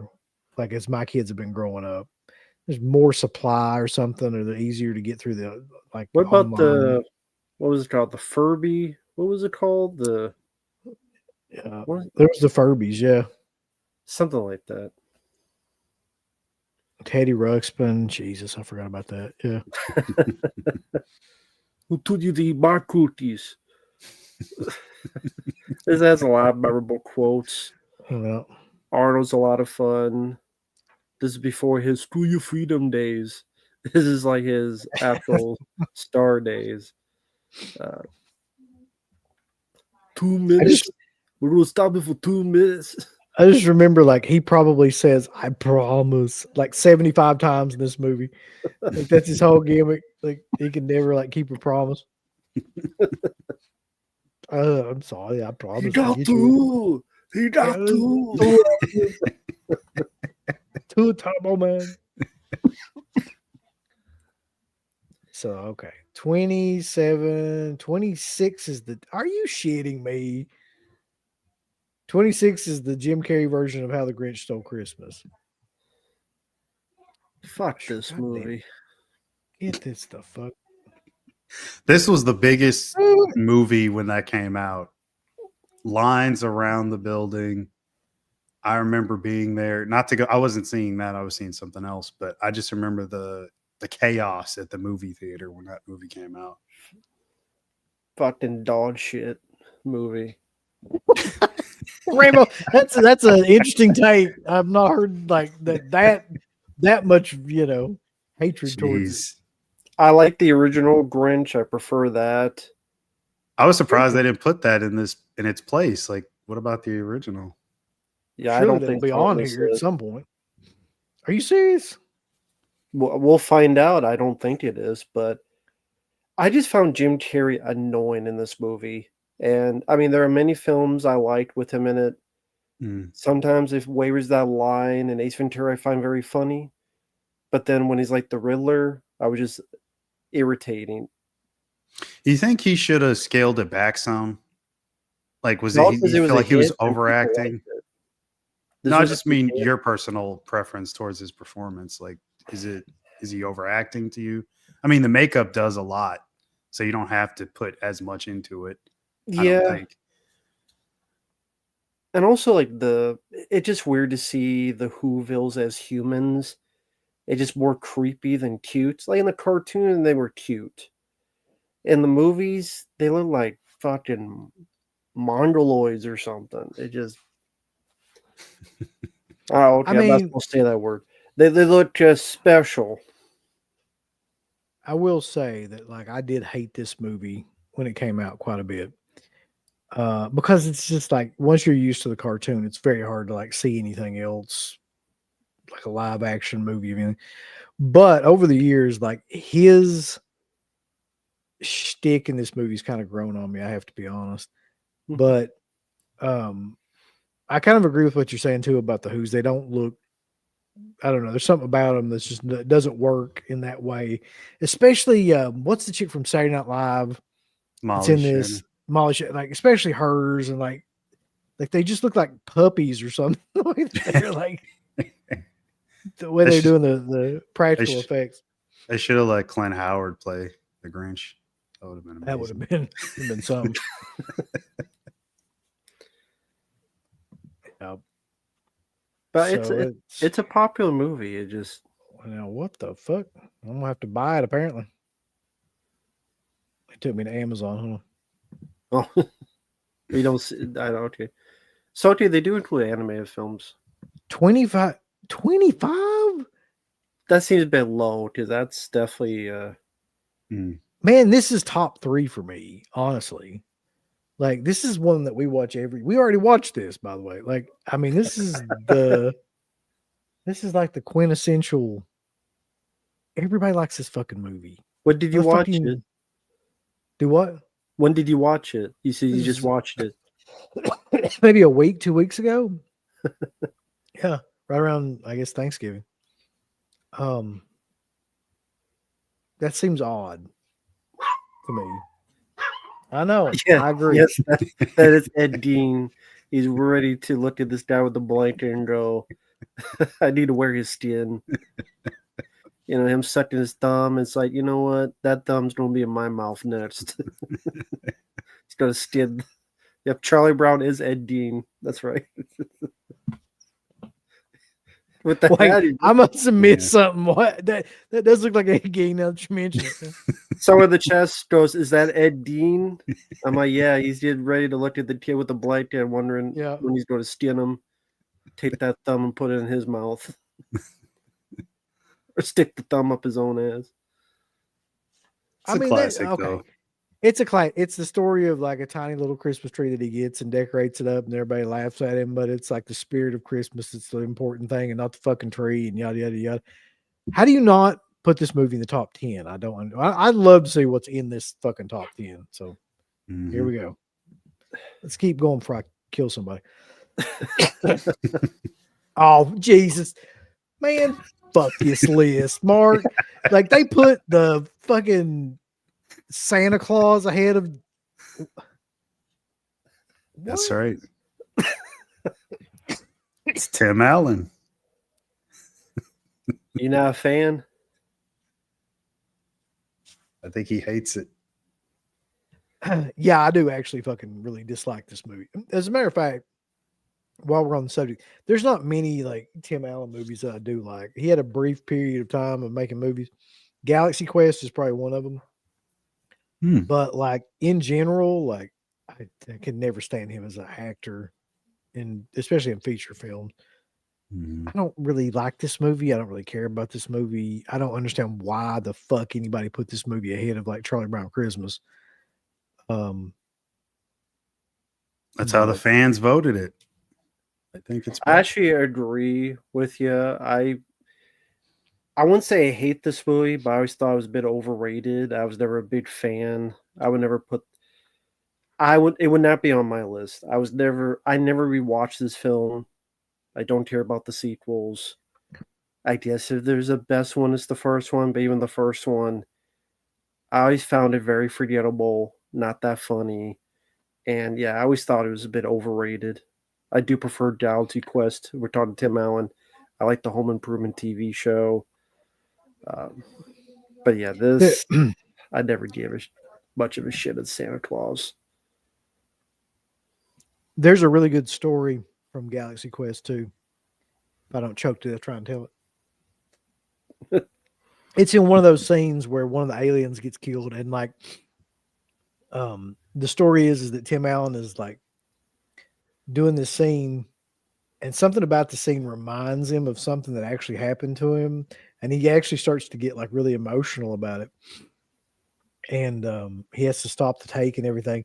And Alan Rickman, who's in the movie too, it's like finally like some acting or something like that, or finally he's like had a genuine emotion, or he says something like that to him, and that explains to me like Tim Allen's acting. It's just very wooden, very one-dimensional, everything that I've ever seen him in. But yeah, I don't give a shit about this movie. I do like Tim Allen, but I don't really care about that film. If you want to talk about a movie I really don't give a shit about, we've just stumbled upon it. You just mentioned Alan Rickman. He's in this one. Yep. Unfortunately. Buddy, that's Hugh Grant. Come on now. Buddy, fuck you, Grant. When's the last time you were like, I really want to watch a Hugh Grant movie? Does that ever happen, Mark? that horror movie he did, the last one, was it last year? Heretic. Heretic, Yeah, until you got to the end of it and it was goofy as shit. True. Very true. Anybody have anything to say about Love? No, Actually? just fuck Love Actually.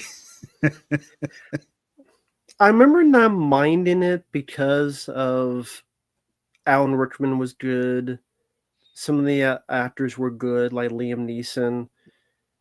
I've seen it once. I only need to see it once. I don't think it's a bad movie, but I don't think of it as a Christmas movie. It is involved. The holidays are involved, but I would never put it on the list. I don't mind the film. I don't think it's better than Charlie Brown. I don't think it's better than Jingle All the Way. I don't see that at all. I don't see how it's better than those. Atheist communists made this list.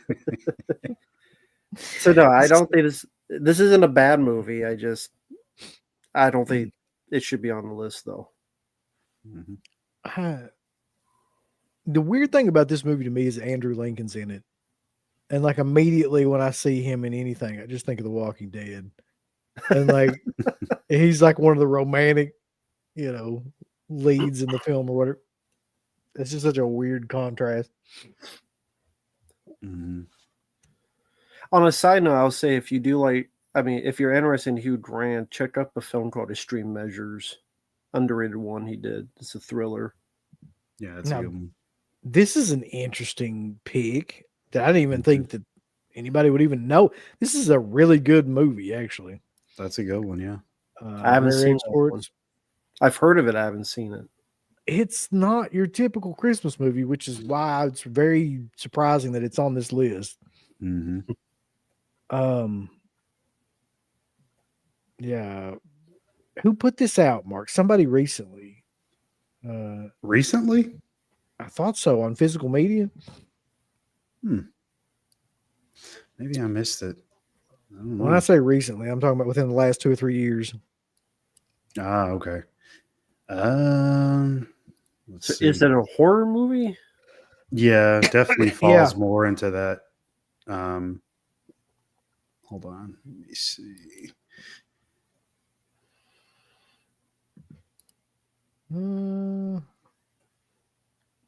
So it says what he kills reindeers or uses reindeers to kill people. This is a reindeer killing spree. They're going to what they believe is it's like Santa's grave. Hold on one second. I'm trying to find that release he's talking about. No, I don't. At least not in the States. I don't see anybody that. That's weird. Oscilloscope Pictures. That was 2011, though. That's the last Blu-ray release in the U.S. I don't know. Anyway, this is a weird movie, but it's a fun movie. I don't usually like, Finnish, Norwegian movies. Like I didn't even like Troll Hunter and all that shit. But I did like this one for some reason. Oh, okay. I don't need, traditionally speaking, though, this is not a movie to put on a holiday watch list. Like, you're not going to sit down with your family and watch this fucking movie. Like, yeah. No, it's definitely not like a family film. But yeah, they unearth Santa, or is it Santa? Maybe not. Yep. And he might be evil. Worth a watch, I think. So he kills reindeers. I don't remember that. I don't remember him killing reindeer. Okay, it just said like reindeer killing spree. So yeah, I think like the locals find a bunch of dead like reindeer and stuff like that.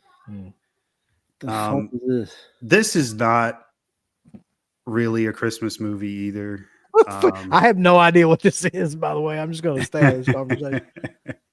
Judy Garland, clearly, but Judy Garland. I believe this was a Warner Archive release. not really a Christmas movie. I mean, there's a couple scenes that are Christmas related.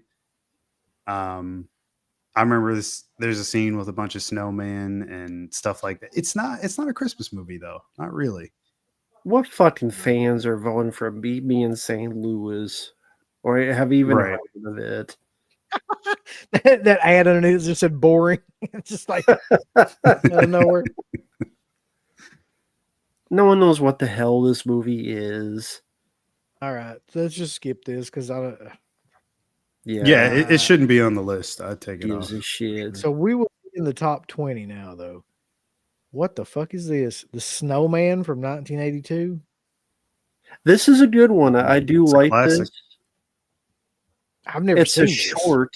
Um, Yeah, hmm it's a short film. No dialogue. Good, visually cute, nice, sweet. Short film. I want to say, was it? I can't remember the details of its release, but this is a good one. I think this is a good one to watch with your kids. And yeah, it's not much to say. It's a short one, like it says, and it's a pretty simple story. I mean, the title kind of tells you everything. But it was interesting because it's the animation. It's like a storybook put to life. So like the way the artwork is like a storybook, but in a visual medium. hmm It's worth to look with, especially with your kids. I It think says pencil drawn animation yeah. and very little dialogue apart from a song. It's only under 30 minutes. That's interesting. I'll probably have to watch that. Yeah, it was on YouTube. I saw it a year or so ago, and I'm like, this was a nice surprise. I'd never heard of it before either. I just remember the old Frosty the Snowman, Rankin and Bass stuff, Yeah. which I don't think any of them are on this list. We'll see, which is strange. This is a weird list, dude. But Already. but that, So that 20. yeah, that'd probably be on my top 30 list. I like that one. It's on their top 20. It's number 20, The Snowman from 1982. It's got David Bowie introduction, apparently.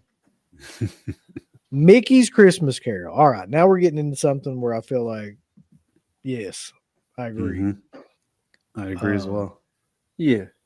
Everybody knows the Christmas Carol, the story of the Christmas Carol, except this one is probably the best animated version of that. Or yeah, probably one of the best, if not the best. And I agree with this line too. It's probably the least scary version of Christmas Carol. Watched this movie when I was like a kid. It was like always on around Christmas. Mhm. It's good to see that one on there. Number 18. I fucking never seen this movie. Mark's favorite. I've never wanted to see this. Mark hates this movie. It's too white. Too damn white. It's too white. No black people. White Christmas from 1954. Buddy, don't you talk shit about Bing Crosby. Have you seen a Bing Crosby movie, Mark? This is one of them, yeah, that I've seen, yeah. Okay. Do you like this one, or is To be fair, Go ahead. I don't think I ever saw it. Or if I did, I don't remember anything about it, to be fair. okay? I didn't give a shit to watch it. Too white. Oh, It was too too damn white for white. me. It's too white for Rambo. You know we're fucked. Yeah, So, I mean, it's white. I mean, Christmas. It's- I'll put it to you this way: it is classic. Everybody's heard of it, and everybody knows the Mhm. song, and you know what I mean. So Right. but I think it probably should be on this list just for like that alone. Mhm. I just don't give a shit personally. Like Okay, Mark, should it be on this part of the list? This high?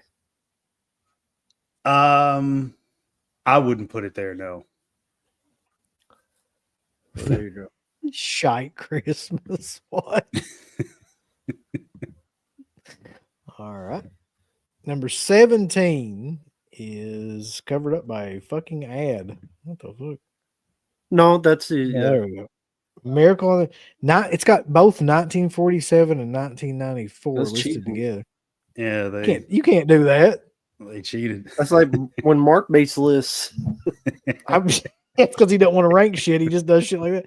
I'm gonna tell you something, and this is no joke. Like the original Miracle on 34th Street, the 47 version, still to this day is an outstanding movie.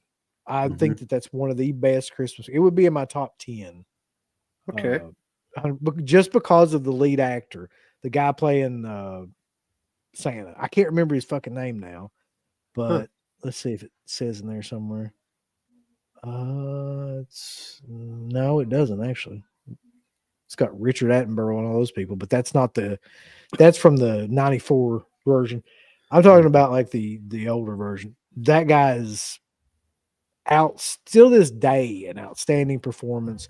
The little girl in it, who I think is Natalie Wood, is it Natalie Wood in Miracle on 34th Street? Yeah. Is outstanding.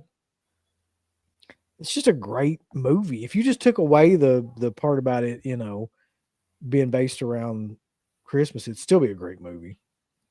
The performances in it are worth watching alone. Yeah. Now the 94 version I've only seen a couple of times. It seems fine, but I don't think it's better than the original. Haven't seen it, to be honest. Edmund Gwynn was the name of the Santa. That's it. Yeah. Have to do these watch one day. I'm telling you, I would watch that one just for that guy's performance. Okay. Yeah, the original is where it's at. I mean, I don't mind the 94 film. But yeah, if I had to pick between one, I'd go with the 47 version. And you said you put in your top 10? Yeah, it'd be in my top 10, 100%. Okay. Cool. So 17's low for that one. There's quite a few on this list that I would put higher and some that I wouldn't even put in on here at all. But let's see where we're headed with 16. Yeah. Fuck White Christmas. Oh boy, I can't wait for Rambo to fucking come on this. It's his favorite Christmas movie, folks. One of the most overrated fucking Christmas movies I've ever seen in my life. This is on all the time. I never watched it as a kid because I was boring as shit. I finally watched all the time. It was still boring as shit. What I a don't give a take, fuck Rambo. about this kid. I don't give a fuck about him poking his eye out.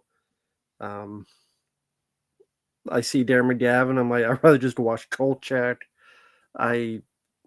The kid did his tongue stuck. Give a fuck about him. I don't. But the one joke is like, oh, here's a fucking lamp that's a laid. Gives a shit. That should be the quote they put on the box. Rambo rap. It's about a fucking leg. Who gives a shit? I don't get the appeal. I never understood the appeal of it. I just didn't care. I'll tell you, I love this movie. It's like it would be in my top 10 too.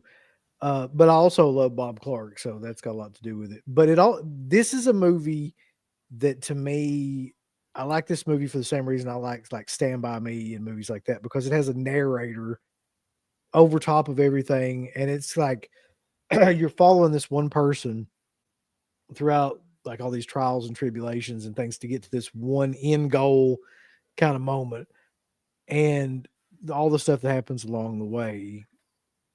I just like movies like that anyway. I'm predisposed to kind of like a movie like that, but it does have a lot of classic scenes in it still that hold up, like the fight scene, the flagpole scene, the fucking leg scene, the Santa scene, which is like still holds up, I think, to this day. Like what it's like to meet Santa as a kid, which is basically horrifying. I didn't give a shit. I know. I'm just saying. I'm giving the I know, I alternate know. opinion. I know you don't give a shit. Yeah, I mean, I'm more in the middle. I like the movie. I don't go back to it often. I've probably seen Black Christmas way more than this. I have too. I would. I think it deserves a spot on the list. Where it's placed on the list is a whole different thing. You guys have mentioned everything already. I mean, all the scenes that are very memorable. I like it. I don't know. I'd probably put Black Christmas in this spot. Honestly, See, Yeah, I would. I'll be honest with you. Like, I'd probably put Black Christmas ahead of almost just about anything on this list. Right. I think Black Christmas is pretty close to being a perfect film. But I'm tired of this movie. I'll tell you that. Like, I don't ever watch this movie all the way through anymore because it's on legitimately 24 hours a day for like 3 or 4 days before Christmas, at least on certain channels. It's like I've seen it enough. Like, I get it. I understand. So, Oh god, you just Chad reminded me of the fucking his brother acting like a pig. That was annoying as hell. Yeah. I want to throw that kid through a fan. The fuck? Through a fan? Yeah, like the one in Damn. Alien 3, just shot fucking eating like and oinking like a fat pig. Yep. What fucking parent has their kid? All right. Now again, folks, I don't understand this, man. What is in the fucking top 10 if this is like number 15? Like, so far, there have been 4 or maybe 5 movies that are like the movies that are in constant rotation that people watch on Christmas. So National Lampoon's Christmas is 15. I saw this movie when it came out. I saw it on VHS. I didn't see it at the theater or anything like that, but because like all those movies were insanely popular still at that time, and this one was too. But it didn't really wasn't really that popular when it came out. I don't know if people realize that it gained notoriety over the years and became like more of a classic. Oh yeah, like a lot of people compared it to the first one and were like, it's not nearly as good and all that shit. And then it just over time became like one that everybody went back to.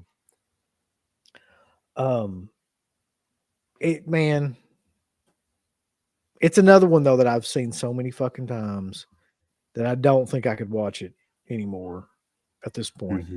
There's certain scenes in this movie that are classic to hold up to this day. Pretty much everything that Randy Quaid says in this movie is amazing. Who's the other guy too that plays the was like the uncle or something? That's like the blessing. Pretty much everything he says. Oh yeah, is great. Yeah, I agree. It's too low on the list. Should at least be in top 10. Very fun film. I go back and forth whether this or the first is my favorite of that franchise. His rant at the end where he's going off after getting screwed over. I still think of it to this day. I reference it, quote it to this day. Yeah. I don't know why this is not in the top 10. Yeah, I would agree with that. I mean, I think this is the one like everybody in the chat would agree deserves to be in the top 10 for sure. Easily a classic. And like you said, you could go back and forth between if you like this or the first one better. But I mean, this one is definitely a contender for being one of my favorites for sure, Christmas wise. Like, there's like subtle kind of stuff in it too that is still fucking hilarious. That are not even like that. Like, there's things in it that everybody remembers and quotes, but there's also other little parts in it too, like where he's talking to Beverly D'Angelo about getting a tree, and he says something like, he goes, we needed a coffin. I mean a tree. He goes, so I solved the problem. And like just like little things like that he does throughout the movie. Like when he finally loses it at the end. It's just such a great performance, like all the way through. Yeah, that was Chevy Chase in his prime, and if you think about like that was kind of the last of his prime because when he got into the '90s, he just had flop after flop after flop, whether it be Cops and Robertsons or Memoirs of Invisible Man or Nothing But Trouble, which I liked, but that film was a flop. He really couldn't find a hit in the '90s. But yeah, William Hickey, that was the old guy. That was his name. And yeah, a lot of good quotes, like when he's like talking to a bunch of people, and then once the boss is gone, he's like, "Yeah, kiss my ass, kiss your ass, kiss Kiss his ass. Yeah. yeah." Or I was talking about the rant. It's like, "Hallelujah, holy shit, where's the Tylenol?" It's a great rant too. But yeah, a lot of fun. Mm-hmm. Memoirs of Invisible Man sucks. It People, does. it's like one of the shittiest jars. Is somebody arguing that? They're fucking. I'll hear no Invisible Man slander. I'll Jesus. slander that movie all day long. Fuck that movie. All right. Let's see what's number 14. Oh, Jesus. Would that be your favorite vacation film or the first one? Oh, God, dude.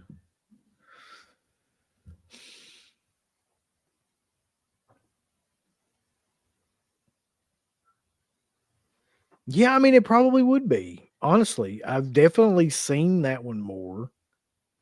Christmas Vacation. There's parts of the first one that Aunt Edna is probably the best part of that whole fucking movie to me. Mhm. And everything that happens. But yeah, I would probably pick Christmas over that. Now that I think about it. And no, Vegas Vacation bombed.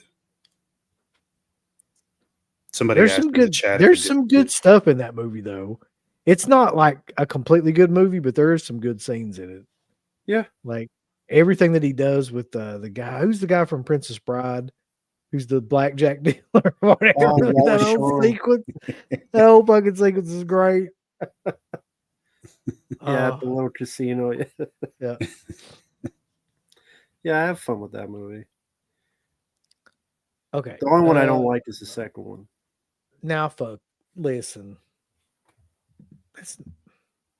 That ain't no Christmas movie, boys. What we doing? Sure, it is. It takes place around Christmas. There's the whole. Yeah.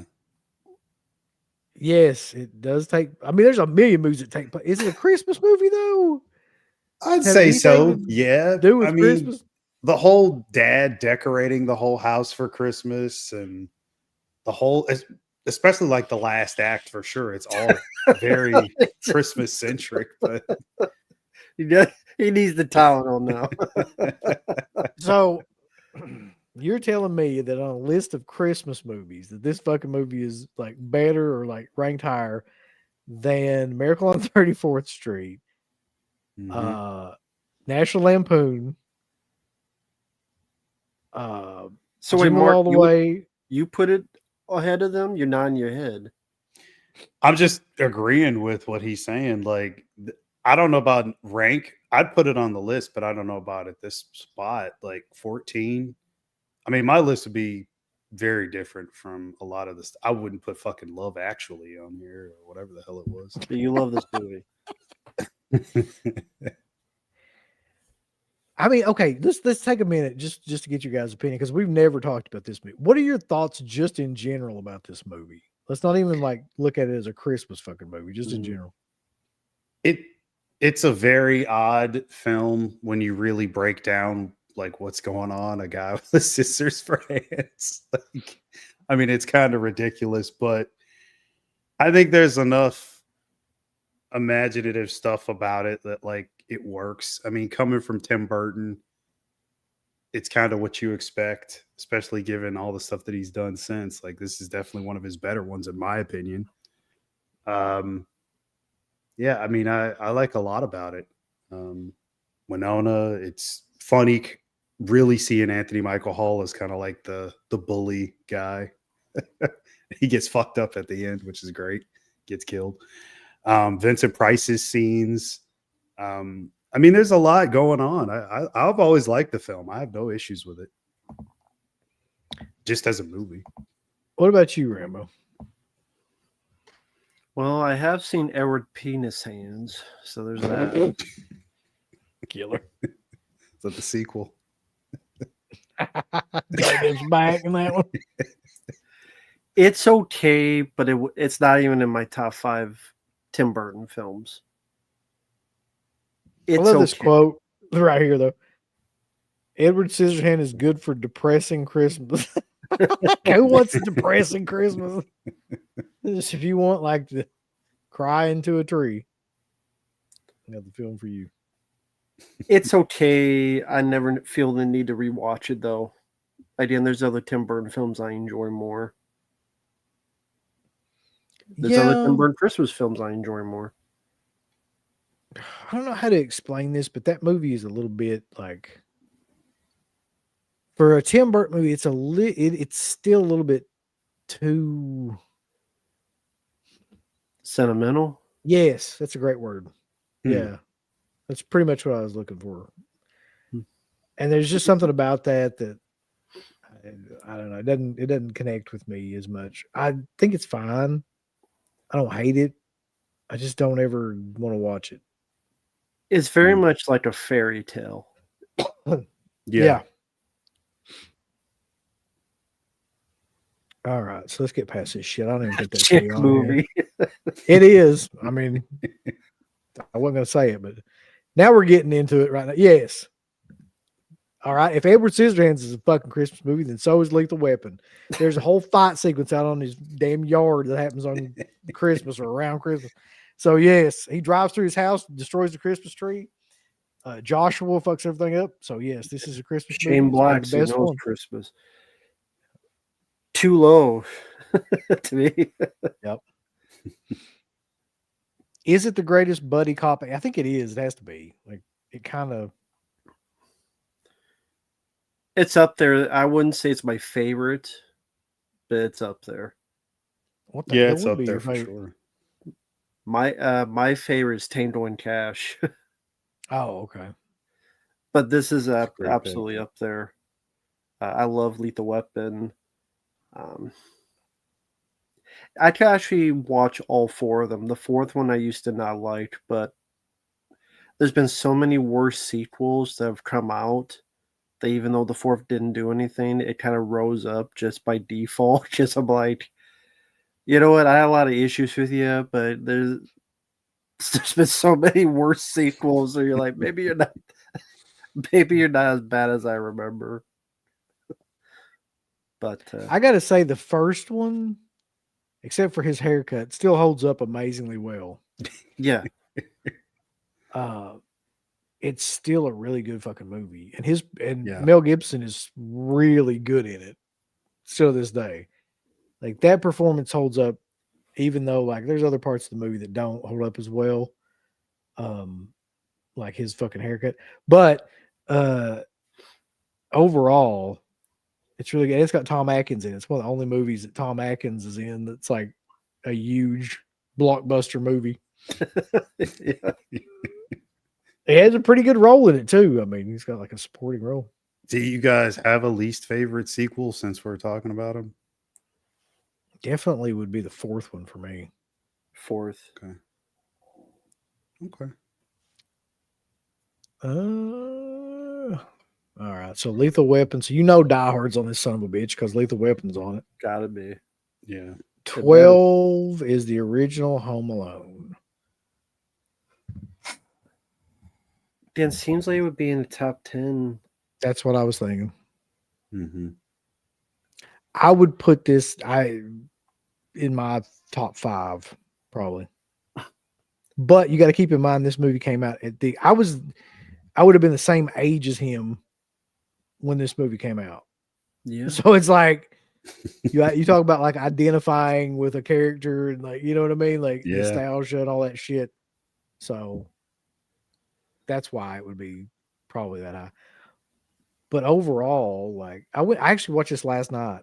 It was on, Oh, and there's some of it. It's like going back and watching it now. There's a lot of like him making goofy faces and doing like eyebrow shit and little stick stuff that he was doing that doesn't hold up great now.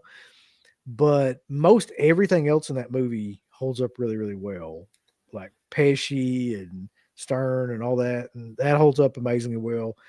Catherine O'Hara is still great in it. That whole thing, the family thing holds up with Buzz and all that. So yeah, yeah.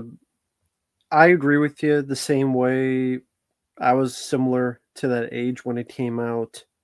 Watched it countless times on VHS tape, and I think a lot of people, it was definitely something you watch every year around Christmas time. Be in the mood. Has a great payoff. The whole battle plan, all the traps. I think that really helped that film catapult it into the success it was. Because that's the thing people remember the most is all of those crazy traps and the way those two guys, Pesci and Daniel Stern, played off each other. They made that film. I mean, a lot of credit's given to Macaulay Culkin. I do think more credit needs to be given to Joe Pesci and Daniel Stern, because I think they also really helped make that film the classic it was. Because those two had perfect chemistry with each other. yeah, I think Yeah. that you're right. I think that like the thing that about this movie is that really it's everything around him that makes the movie good. It's the actor that plays the South Bend Shovel Slayer. It's that guy, and it's like Pesci and all of them, and John Candy and Catherine O'Hara, and like it's all of that. I mean, he's fine. He's not amazing in it or anything, though. You know what I mean? Like he's just okay, and you can kind of tell he's acting. He's a kid, keep in mind, but like there's a lot of silly, goofy shit in it with him. But overall, that movie, just the feeling of the movie is great, and Yeah. the other performances are outstanding. Yeah, from the music to the supporting cast, all the gags and stuff It's John throughout. Williams' score too. Yeah, Yeah, good score. yeah, very iconic. Love the film. It easily should be in top 5. I mean, I can't think of when people think Christmas movies, they think of Home Alone. That's always one that's going to go through their mind. Yep. The guy who plays Buzz, though, is a fucking weirdo. You mean in real life or in the movie? Yeah. And We're Alive. I have no idea. What did he do? So, how do I word it? He was his girlfriend, something about there was an autograph and she didn't like get the money for it. So he like choked her out and says, "This is how you die." What? Jesus Christ. So he's a guy who likes to abuse his women. And then there's another person who came out and said he did that stuff. So you're telling me he basically grew up into that character? yeah, Just like a prick. yeah. Uh, So that's how you die, Mark. that's how you die. I think that Well- house is they're still doing like the Airbnb thing with the house. Last time I saw. That was a while ago though. But yeah, that's in a very That house is amazing, man. Like yeah, it's worth like at least over 5 million. It's in a suburb that's right outside Chicago. Been to it a couple of times. Very nice area. And the house is it looks just as epic as you could imagine. Never been in it. But I mean, it wouldn't match all the interiors anyway, because that was all shot on a soundstage. And yes, I mean, somehow there's 6 of these movies. you could make that argument because that movie is a much more violent version of much more serious version too. All right. Let's see what's. We're getting ready to be in the top 10 soon, so I'm curious now. Oh fuck! Fuck Elf. Fuck that movie, man. I've always Yeah. hated that fucking movie.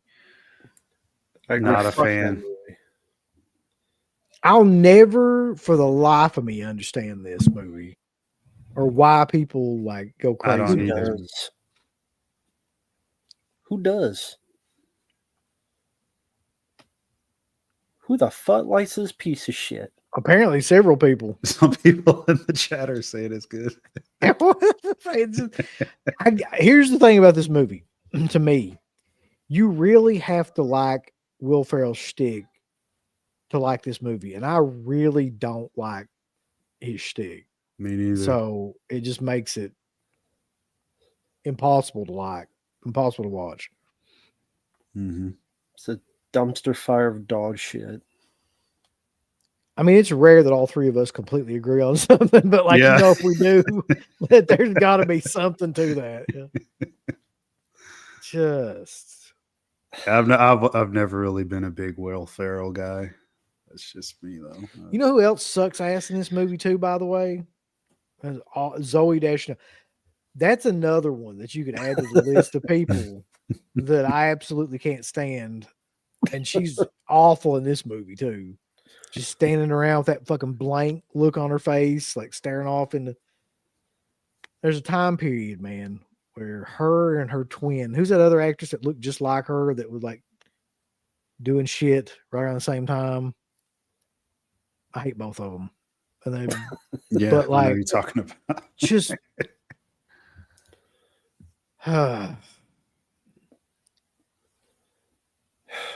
anything else about this movie though? Anything you No, liked about it? Okay. let's just move on. Probably for the best. That's Top probably been 10. the worst one on the list so I far. fucking hate that movie. The top 10 as voted on by apparently a bunch of idiots. Okay. I All like right. Bad Santa. I like Bad Santa. Would I put it in my top 10?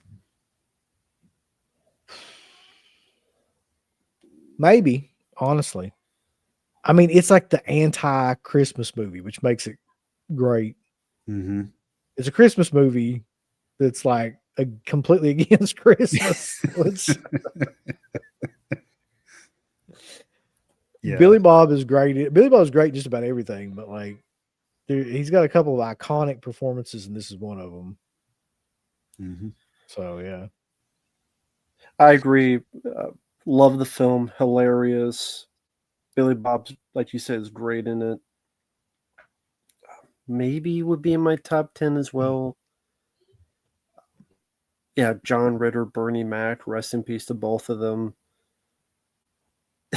Like you said, there's a lot of dark stuff, dialogue, and I can't repeat Yeah. on here, but you can't even say it. Yeah, there's so much like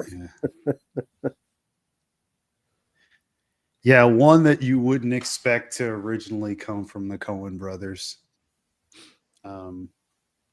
They wrote the story, came up with the concept, produced the film. Well, I think Terry Zwigoff directed. So it's not like the best Christmas movie of all time, but I love the film a lot. There's a lot of gags in it, a lot of jokes. You were mentioning Bernie Mac. It's a very fun movie.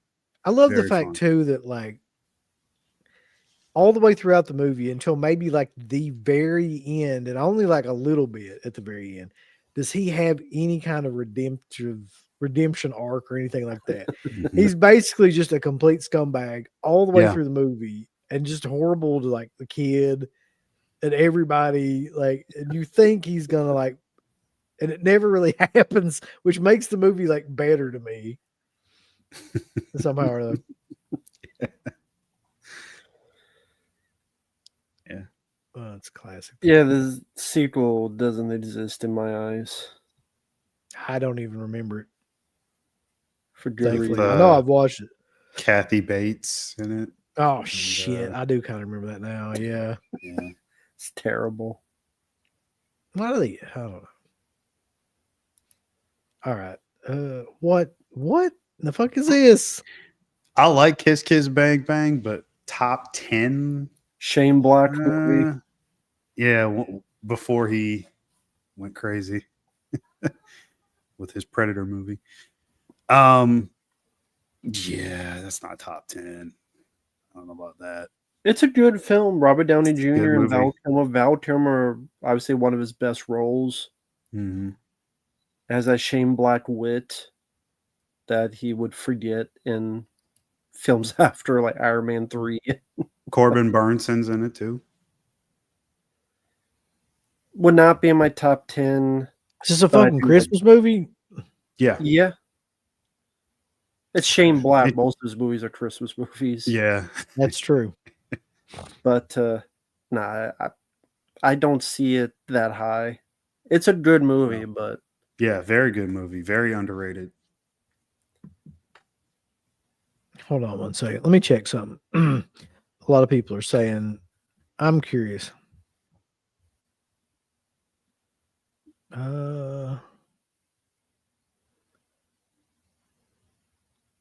No, this is a ranked list, isn't it? yeah. I mean, it's Mhm. not like these are just random. This is actually like ranked. Hmm. I Okay. believe so. I wanted to make sure about that. Because I kind of agree. It makes no fucking sense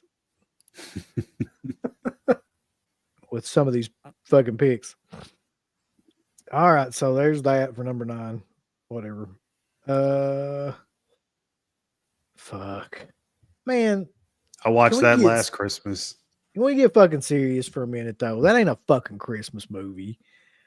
I mean, Yeah, it is. Come on. It's the best Tim Burton Christmas movie. I would agree with that. It's as much of a Christmas movie as Lethal Weapon. Yeah. The whole backdrop is Christmas. All the Mm-hmm. snow, Yeah. the Gotham parties, I don't the big fucking Christmas feel tree like that Christopher Walken's by, I feel like I would. Yeah, the penguins. I don't know why, but like I would give Lethal Weapon and Die Hard like more of a Christmas movie than this movie. But to talk about the movie though, it's probably like one of the best Batman movies that got unfairly kind of fucked over when it came out because it was way too dark. I mean, honestly, that was the bottom line. Like, it was just too dark of a film in terms of the content of it and everything with the penguin and all that. Even everything with Selena Kyle was too dark. Mhm. But yeah, I think it holds up better in some ways than the first Batman film with Michael Keaton. Yeah, this is one of my favorites. Returns is, I think, way better than the first one. That's just me, though. I can't help it. I love Returns. Always have. It is weird that Christopher Walken's in this movie, though. Has a pretty big role, too. Yeah, he does, actually. Is this the one to wait? Is Bane in this one? No, he's No. Or is that Batman Forever? Batman and Robin Batman and Robin, okay. Mhm. with Arnold. Arnold. Yeah. Okay. It's also. Oh, go ahead. Yeah, you go ahead. I was just gonna say, out of all of them, I mean, would you say Batman wise, like where does this one rank for you? I'm just curious because we rarely talk about anything Batman. So You mean out of every Batman film? yeah.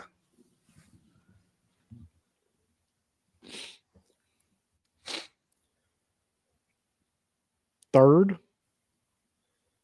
So for me, this is me personally. For me, it would go the original Batman, 89 Batman would be number 1. Number 2 would be The Dark Knight. And then number 3 would be that one. Okay. Okay. Let's see. Yeah, okay. Now this is one I get on board with this 100%. Yeah. I think this is still an underrated fucking movie to this day, just as a Yeah. movie, but also definitely as like a holiday movie. Mm-hmm. It's like the 80s version of A Christmas Carol in terms of like about a movie executive that goes through the same shit, as in the Christmas Carol. Absolutely should be on this list. And probably that high too. One of my favorite Christmas films. Fully agree with that. From the commercials, the Robert Goulet Cajun Christmas, and Yeah. Lee Majors fighting terrorists to save Santa. I'm like, I want to Yeah. see this movie. That movie would be great. I love the fucking the commercial that he does for it too. It's like your life might just depend on it. It's like It's about acid rain. terrorism. Yeah. It's like people put guns Yeah. out the window, planes exploding. What the fuck does that have to do with Scrooge? But it did a good job because it made me want to see the movie. The fucking, Yeah, the real movie. he was on to something. Bill Murray is insanely good in this movie too. Yep. I mean, this was, people may not remember, this was after he took a long break because he had not done a full film since 84 because it was Ghostbusters, and then he had this film called The Razor's Edge, which he was passionate about, but it bombed. That film bombing, and then Ghostbusters being such a big hit, he just took a break for 4 years. Other than a cameo in like Little Shop of Horrors, he was not in a film. So I think almost half a decade he was out of it, and this was like his return to movies, like in a big way. And I don't think this film did well when it came out, and there were apparently problems because Bill Murray always had problems with someone, so they had issues with Richard Donner. But this was always a solid pick. Here's the And thing about this movie too. The supporting cast of this movie is great. So you got Carol Kane, who's perfect in that role. You've got Buster Poindexter, who is perfect in that fucking role. Might be the only role he's ever been like good in any of that. He's actually I take that back. He was good as the assassin in was it Tales from the Crypt or Tales from the Dark Side? Dark Side, yeah. Yeah. But this is like his role. Karen Allen is great in that role. Mm-hmm. Pretty much everybody. Bobcat's good in it. He's rarely Yeah. like, plays Academy movies and shit, but yeah. In like a serious role, he's rarely ever given anything. Mm-hmm. Fully agree. Mark, what's your stance on Scrooged? Classic, great lines. Love Murray in it. Like you guys mentioned, the cast already. Yeah, I still say it's somewhat underrated. Doesn't get mentioned enough. I put it up pretty high. That I think number 7's not a bad spot for it at all. Yeah. That's pretty close where I would probably put it too. Mm-hmm. All right, then 6. What would 6 be? Oh, Of course. how about this? How about you fucking blow me sideways driving down a fucking highway before I would put this movie anywhere on this list? It's a good movie. I don't mind it. I don't hate it, but I don't have I the hate other. There's the fandom for this film is insane. Like, Yeah, I would not put it on. I definitely would not put it in top 10. yeah, that's again. I don't mind it though. I like the movie. I'm fine with it. Like, it's not above Bad Santa or Lethal Weapon or Jingle All the Way or Charlie Brown and such. But I do think it's a well-made film. It's got good stop motion animation. It's got some catchy songs to it. But I don't go out of my way to rewatch it a lot. I'm trying to form into words what I want to say here. I Feel think it's free. the most overrated movie, one of the most overrated movies ever.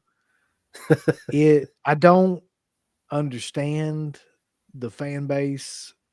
People fucking go crazy over this movie, Mhm. and I don't get it.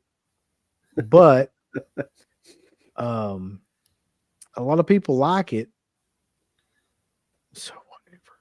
But it's just fucking. Tell It's us how you overrated. really feel. I I did with the Christmas Story. So. Yeah, I mean, I think out of every movie on this list, with the exception of maybe like fucking, White Christmas or something like that, like I would least like to watch this movie. I would rather watch like fucking Love Actually. Love Actually. I would like to go back and watch Love Actually to see if I liked it more this time around than I would watch this movie. And I'm sorry if that offends anyone that likes to go to Hot Topic, but I can't. Yeah. I can't do this. I just can't do it. Good old Jack Skellington. Okay. What would be in the top 5 then? Number 5, Trading Places. Get the fuck out of here. I know I'm in the minority on this one. I don't have an issue with it being in the top 10. A top 5, it's questionable for sure, but I'd put it in my top 10. Okay. I love this movie. I know you don't, Rambo, right? Like you're not a fan of this movie? It's there. Okay. It's I love there. this movie. I grew up with this movie and like always really, really loved it. I don't ever think of this movie like as a Christmas movie. I mean, I know it is. Like I know when it's based and everything, but like that never comes to my mind at all. So whatever, but I don't I wouldn't put it in the top 10 even, I don't think, as like a holiday movie or anything. I might put it in my top 20 of comedies actually, but I don't really think of it as a holiday film. Bullshit. Yeah, for me, I mean, it's a lot of it is Eddie Murphy. I mean, if he wasn't in it, I mean, the film it probably wouldn't even be as memorable as it is. He steals the show. This was still roughly early in his career. But I think his charisma and even how he plays against Aykroyd is really, really good. Somehow Jamie Lee Curtis seems to fit in there. She works, and I'm not just saying that because she's topless in the movie. Yeah, it works at a young, ripe 25 years old. She looked really good, but Aykroyd kind of sucks in this movie. You think so? Really?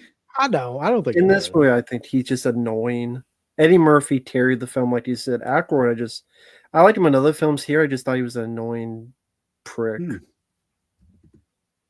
Like I can't think of I like this one Aykroyd scene in the movie. The only scenes I think of is Eddie. The scenes I thought were funny was because of Eddie Murphy, not because of Aykroyd. Because I'm a karate man. Karate man keeps his scars on the inside. Yeah. That whole fucking scene. I mean, literally, like every scene he's in, Yeah. it's very quotable. All his stuff is great, and it feels so like just made up on the spot just to fit the scene. Doesn't even seem like it was written. It's so him. But there's 1,000 good quotes in that movie too, where he's having the fucking party, whatever. Who put their cools out on my rug? I actually like the jail scene right before Gleason shows up, and Aykroyd is talking about the PCP that he has, and the guy's trying to take advantage of him in prison. Yeah, I can tell Rambo's just like, fuck it. PCP, I don't remember that scene. Angel does. You ever seen what this shit does to kids? The cops like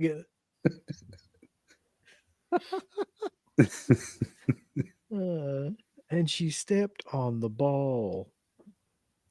Anyway, I love this movie. But whatever about Christmas. The Muppet Christmas Carol. Number 4 with Michael Caine. It's okay. Michael Caine. Frank Oz. It's all right. I wouldn't Yeah, put it it's that high, it's though. fine. I wouldn't either. I mean, I've never been a huge mark for the Muppets though. I haven't seen this in so long, so I can't really judge it well enough. It's been a long, long time since I've seen this film. Mostly when I was a kid. Yeah, Yeah, 4 4 is seems a a bit high. Like, just if you've got Yeah. like, you got Charlie Brown and you got all that other stuff. Like, there's probably 10 movies that we've already talked about that are better than this movie for Yeah. Christmas. So whatever. Let's see. Let's go to number 3. We're getting really like close to Gremlins. All right. Mhm. Yeah. Number 3. It's a great Okay. pick. Where would you put that This- on your list? Yeah. For people asking, this list was made this year. Love Gremlins. I would put on my list. Where would you put it though? Yeah. Like top 10, top 20?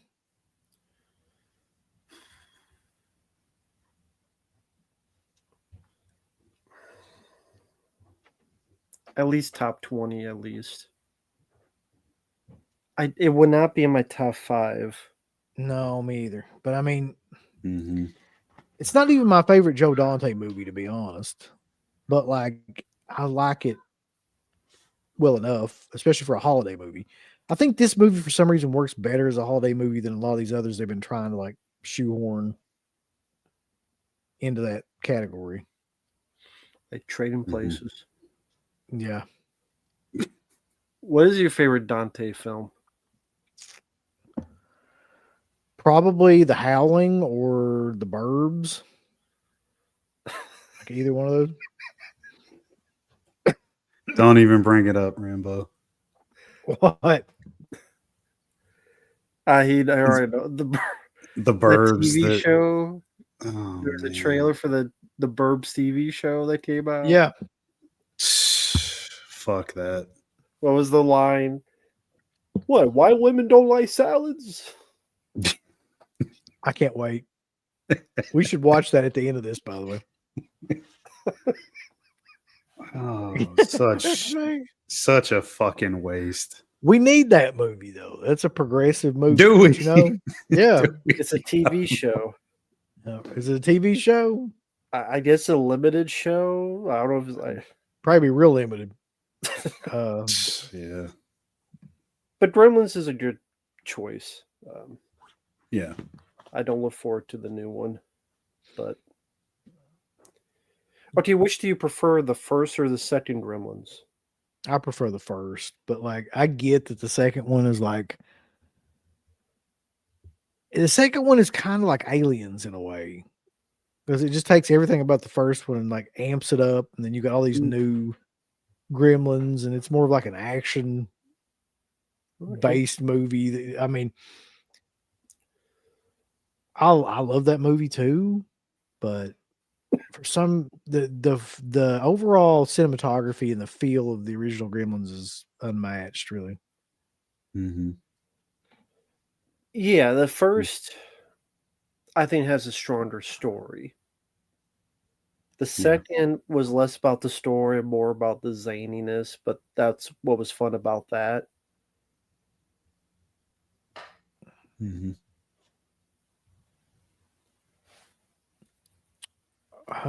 Which one do you prefer though? Gremlins or Critters, Bulls? That's the ultimate question right there. You got to go with Critters.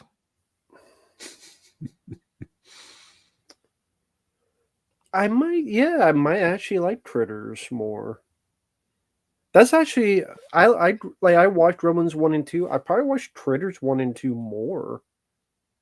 Do you prefer Critters 2? Over Critters 1. Yeah, I do. Yeah, I think most yeah. people do. Okay. really? Yeah. Yeah. I mean, for some reason, that fucking Easter scene is always like stuck with me through time when none of the other scenes have really. Something about that scene is great. Yeah, I know there's a side note, but I always love the sheriff in that Critters 2 movie where he's just going on his rant and this town voted me on a landslide. This town can kiss my ass. Yeah. It fucking leaves. Yeah. But where would you put Gremlins on the Christmas list then? Either one of you? Mm, 10, top whatever. it'd be like top 15, probably. Yeah, top 15. All right. So we're at what? Number 3? Three. And we're at number 2 2 and 1. is. I agree. Understandable. Yep. I get it. It's a classic. Yeah. I probably watched this movie like when I was younger more than any other Christmas movie. Every year for a long time. For a really long time. I'll just read the comments. Yeah, I knew that was coming. What's that? Boring ass movie.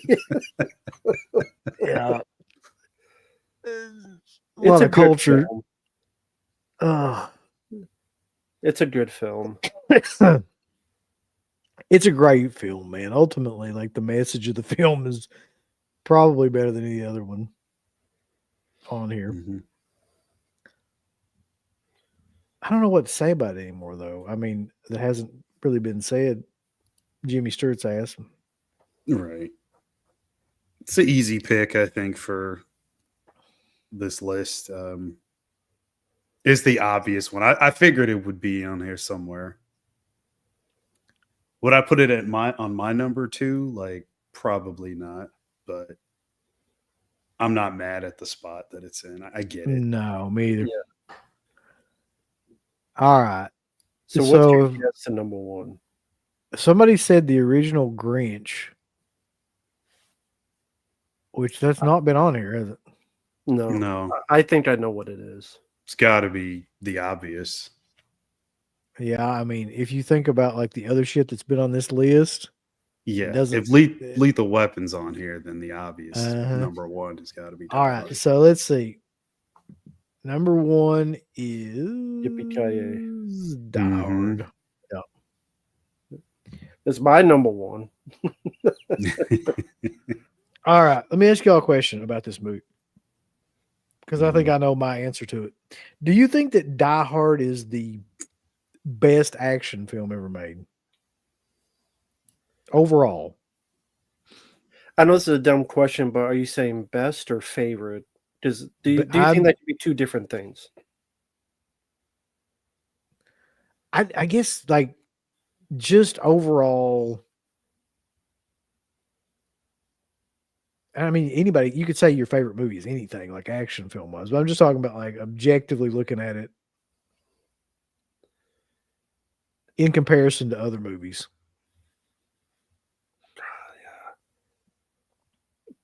I mean, for me, I would say Aliens was the best. But man, Die Hard is so close. I think that's yeah. Go ahead. Somebody said T2, which I think is another like great contender for that. Yeah, I would choose Die Hard over T2. For me, I would say Predator. Alien, but Die Hard is really close, man. Predator's a great action film. Yeah. Oh, yeah. I think it is though. I mean, Die Hard for me. Yeah, if it's on a list, not just even a Christmas list, as number 1 action movie of all time, I would not be upset at it. Would it be my number 1? That's really tough to say. What, I'm smoking crack because I think Aliens is a great movie? What kind of crack are you smoking? Butt crack? Who said that in the chat? Some other guy named Bobby is like the middle guy smoking crack. Why? Because I think Aliens is a great movie. Maybe you guys stop smoking the butt crack. Smoking Get your mold out of ice. your ass. Stop sniffing farts. All right, let's do this then. Because people have put like a bunch of good ones in here. We might as well fucking do this right now. Okay. You got 5 films: Predator, Terminator 2, Bloodsport. Somebody said that one. Die Hard, or what's another one that was on here? Hold on. I don't think Commando's in the same. I mean, it's great, but I don't think it's in the same. Let's just say fucking. Yeah, let's say Aliens. Of those 5, like what order do you rank those in? Good luck, Mark. Wait, what was the 5 again? Mark's gonna fucking have a stroke. Oh man. Let's do this. So we got Aliens, Okay. we got Predator, Okay. we got Die Hard, Okay. we got Bloodsport. And what the fuck was T2? the other one? T2. Yep. And ranking them. Okay. Go ahead, Mark. Oh, wait, hold on. I'm still writing. Yeah, right Writing. faster. I'm writing them on my phone. Okay, T2, and then Bloodsport. Hold on. That's a hell of a list of like action movies, by the way. It is. Yeah.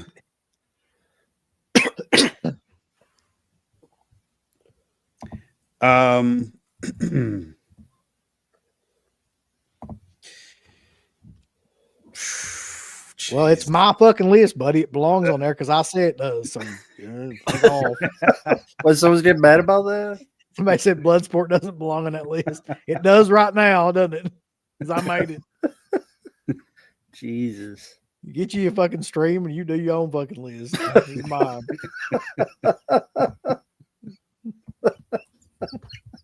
Oh shit. All right. I gotta get Let me serious here.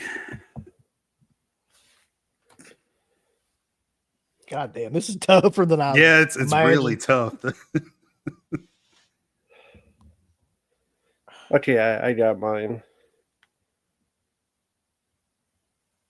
I'll say 1. My favorite is Aliens. Okay. 2nd, Die Hard. 3rd, Predator. 4th, Bloodsport. 5th, Terminator 2. Yeah. So Mark, you want to go? Yeah, I'll go in. I'll start from 5. So 5 would be. God, this is tough. Bloodsport, number 5. Number 4 would be. God, this is tough. It's too tough. Predator. Number 3.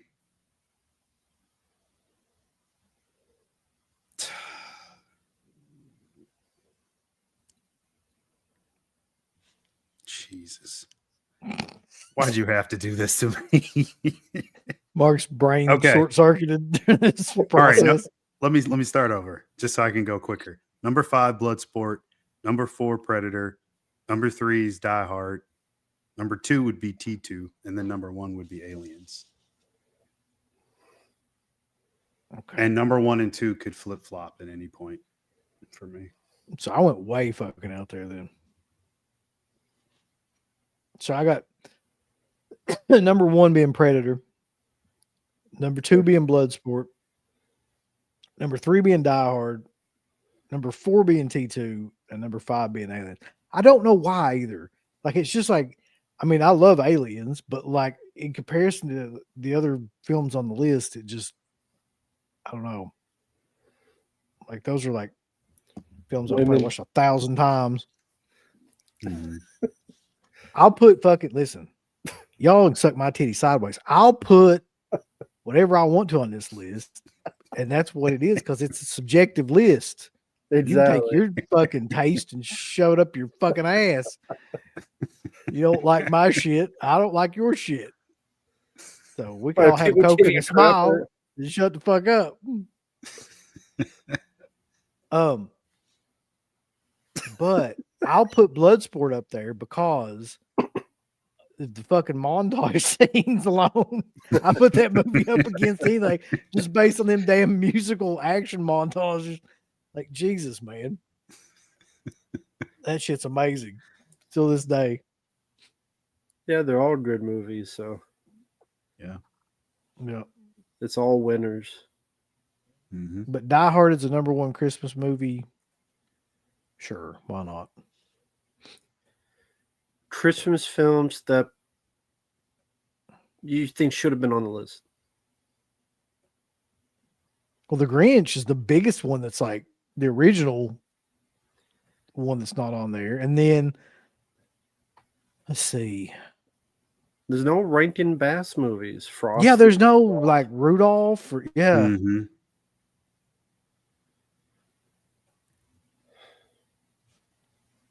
No Ernest Saves Christmas.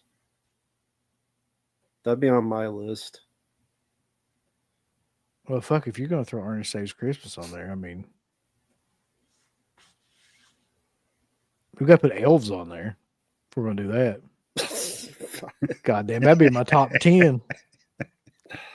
Smoking Winston cigarettes, fucking full flavored through the whole thing. Oh man. We did a super chat. Em and Otter's Jug Band Christmas is great. There you go. My number one favorite movie is Terrifier 3. Christmas There you movie, go. yeah. Christmas movie, yeah. But yeah, Ernest Saves Christmas would be in my at least top 20. And I love that movie. I mean, I'm not going to. Fuck, I don't.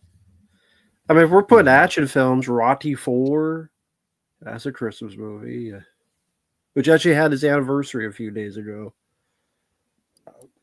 I Come in Peace, Cobra, like those are all Christmas. Yeah. First Blood, those are all Christmas movies. Invasion USA, somebody said. Yeah. Yeah. There wasn't one horror Christmas movie on this list. I guess Gremlins is about as close they Rare got to it. Exports. Yeah, Rare Exports Rare is probably Exports. the closest. Yeah, No Sound of That Deadly Night. No Black Christmas. I legitimately think Black Christmas would be high up on this list because that movie I watch every year too. Yeah. I mean, it's not a feel good fucking, family movie, but it's it's definitely centered on Christmas, number one. It has Christmas in the fucking title, and it's a solid horror film. So, yeah. Well, especially if you have Rare Exports on there. Yep. Mm-hmm. Yeah, Long Kiss Goodnight. I saw that again recently. That very underrated film. Yep. That would be on my list. That's a great one. Yeah. I like the third, the Harold and Kumar movie. That's a Christmas one. With the waffle bot. Yeah.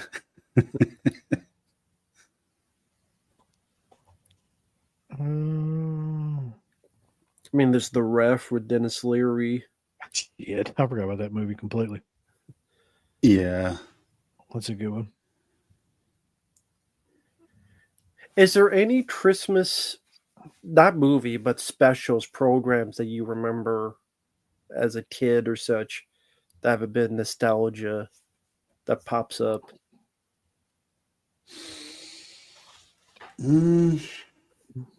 Like for me, the two that I won't put them on the list, but the Claymation Christmas Celebration where you had the California Raisins singing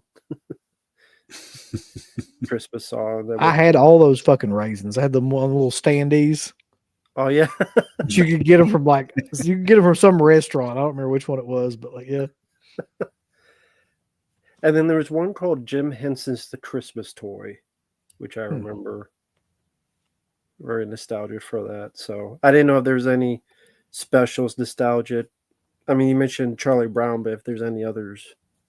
I mean, the big ones that I always watched when I was a kid, anyway. You always watch the Charlie Brown Christmas. You always watch the Rudolph, you know, original version. Um, every year I know I watch those, and then Frosty. You always watch that. Um, those are the main ones I remember, like coming on like every year. This is before I'm talking about just like as a kid, like when you're watching mostly cartoons and shit like that. I do remember Emmett Otter's Jug Band Christmas. Um, yeah, those are the main ones I can remember.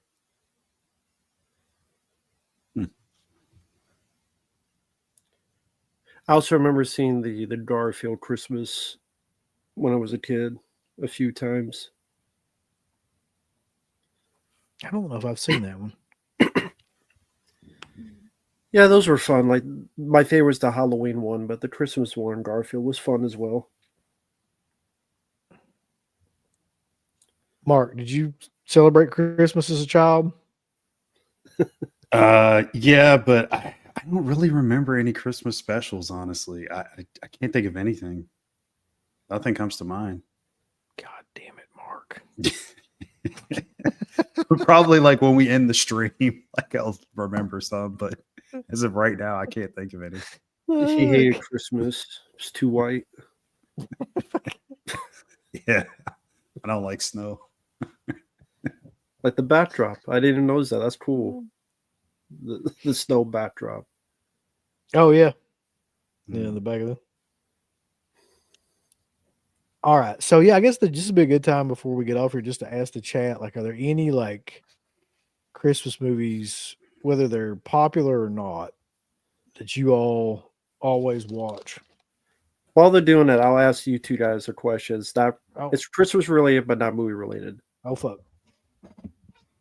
Do you have a favorite Christmas present or Christmas toy? Whether you're a kid, grown up, that you remember getting, you knowing that was a wonderful gift. Christmas present, Christmas toy, whatever the case.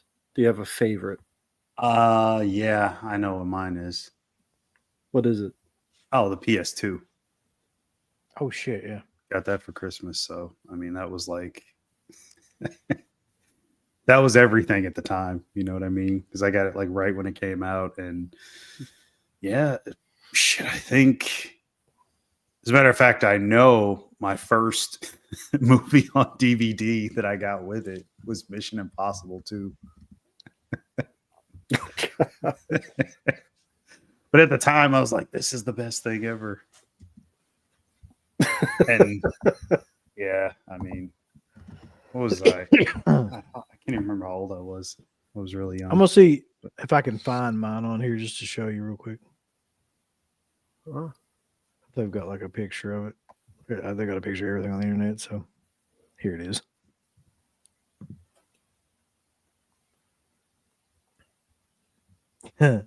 For some reason, now listen, I got the Super Nintendo, for Christmas one year, which was amazing. I got a Nintendo for Christmas before that, which was amazing at that time. Those were the things that I was most like into at that time. But this one was the one for some reason that like I fucking jizzed my pants about the most. Let me transfer this over here. The G.I. Joe aircraft carrier. Nice. Wow. It was one of those like set kind of things that you put pieces of it together and shit. You could land shit on it. Mm-hmm. I didn't even know you were in the G.I. Joe. Yeah, G.I. Joe was like my thing. So like every morning before like I went to school, it was always on. Like it was always like G.I. Joe and Masters of the Universe were always on constantly. And like those were the two big things at that time period. And I was always like more into like G.I. Joe than I was Masters of the Universe. So I had all this shit. Like I had all of the little figures. I had all of the like things you could put together, the tanks and the fucking aircraft carriers and all that. Mm-hmm. Yeah. That was my jam. back in the day. I think I got mine. Actually, I'm gonna share this. Okay. I remember having this as a kid. I wish I still had it too, because it was like the coolest thing. Let me bring it up here.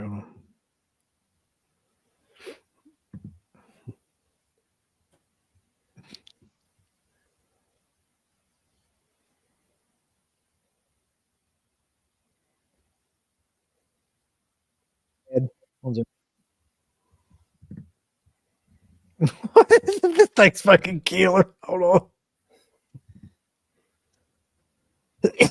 on. There's a video involved in this.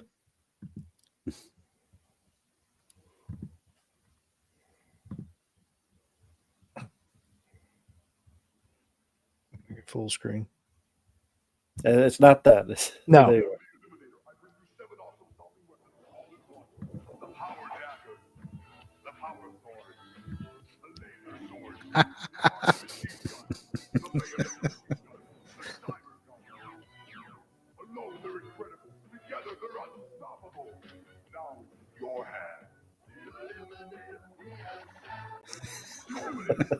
That's amazing. Look at that. It was a machine gun. It was a sword. Goddamn awesome. can opener. Everything in the world. I mean, the name alone, the Eliminator. The Eliminator. That's awesome. Oh.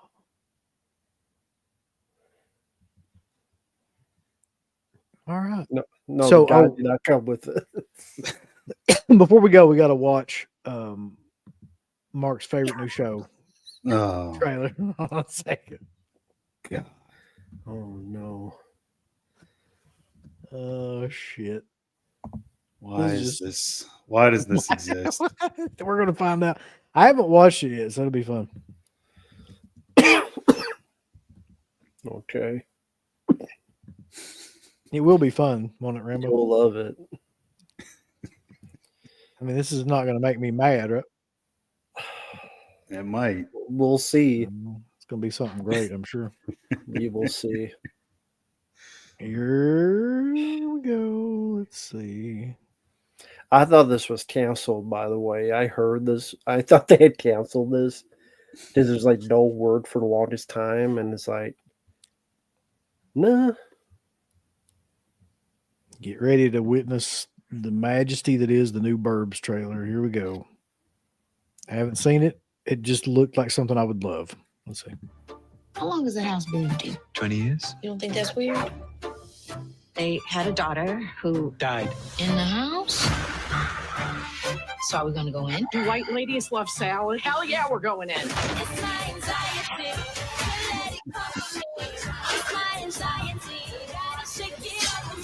Which one of us is the murderer?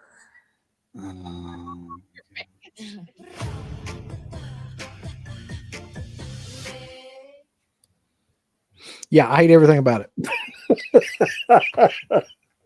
Yep. Just why? The fucking horrible music.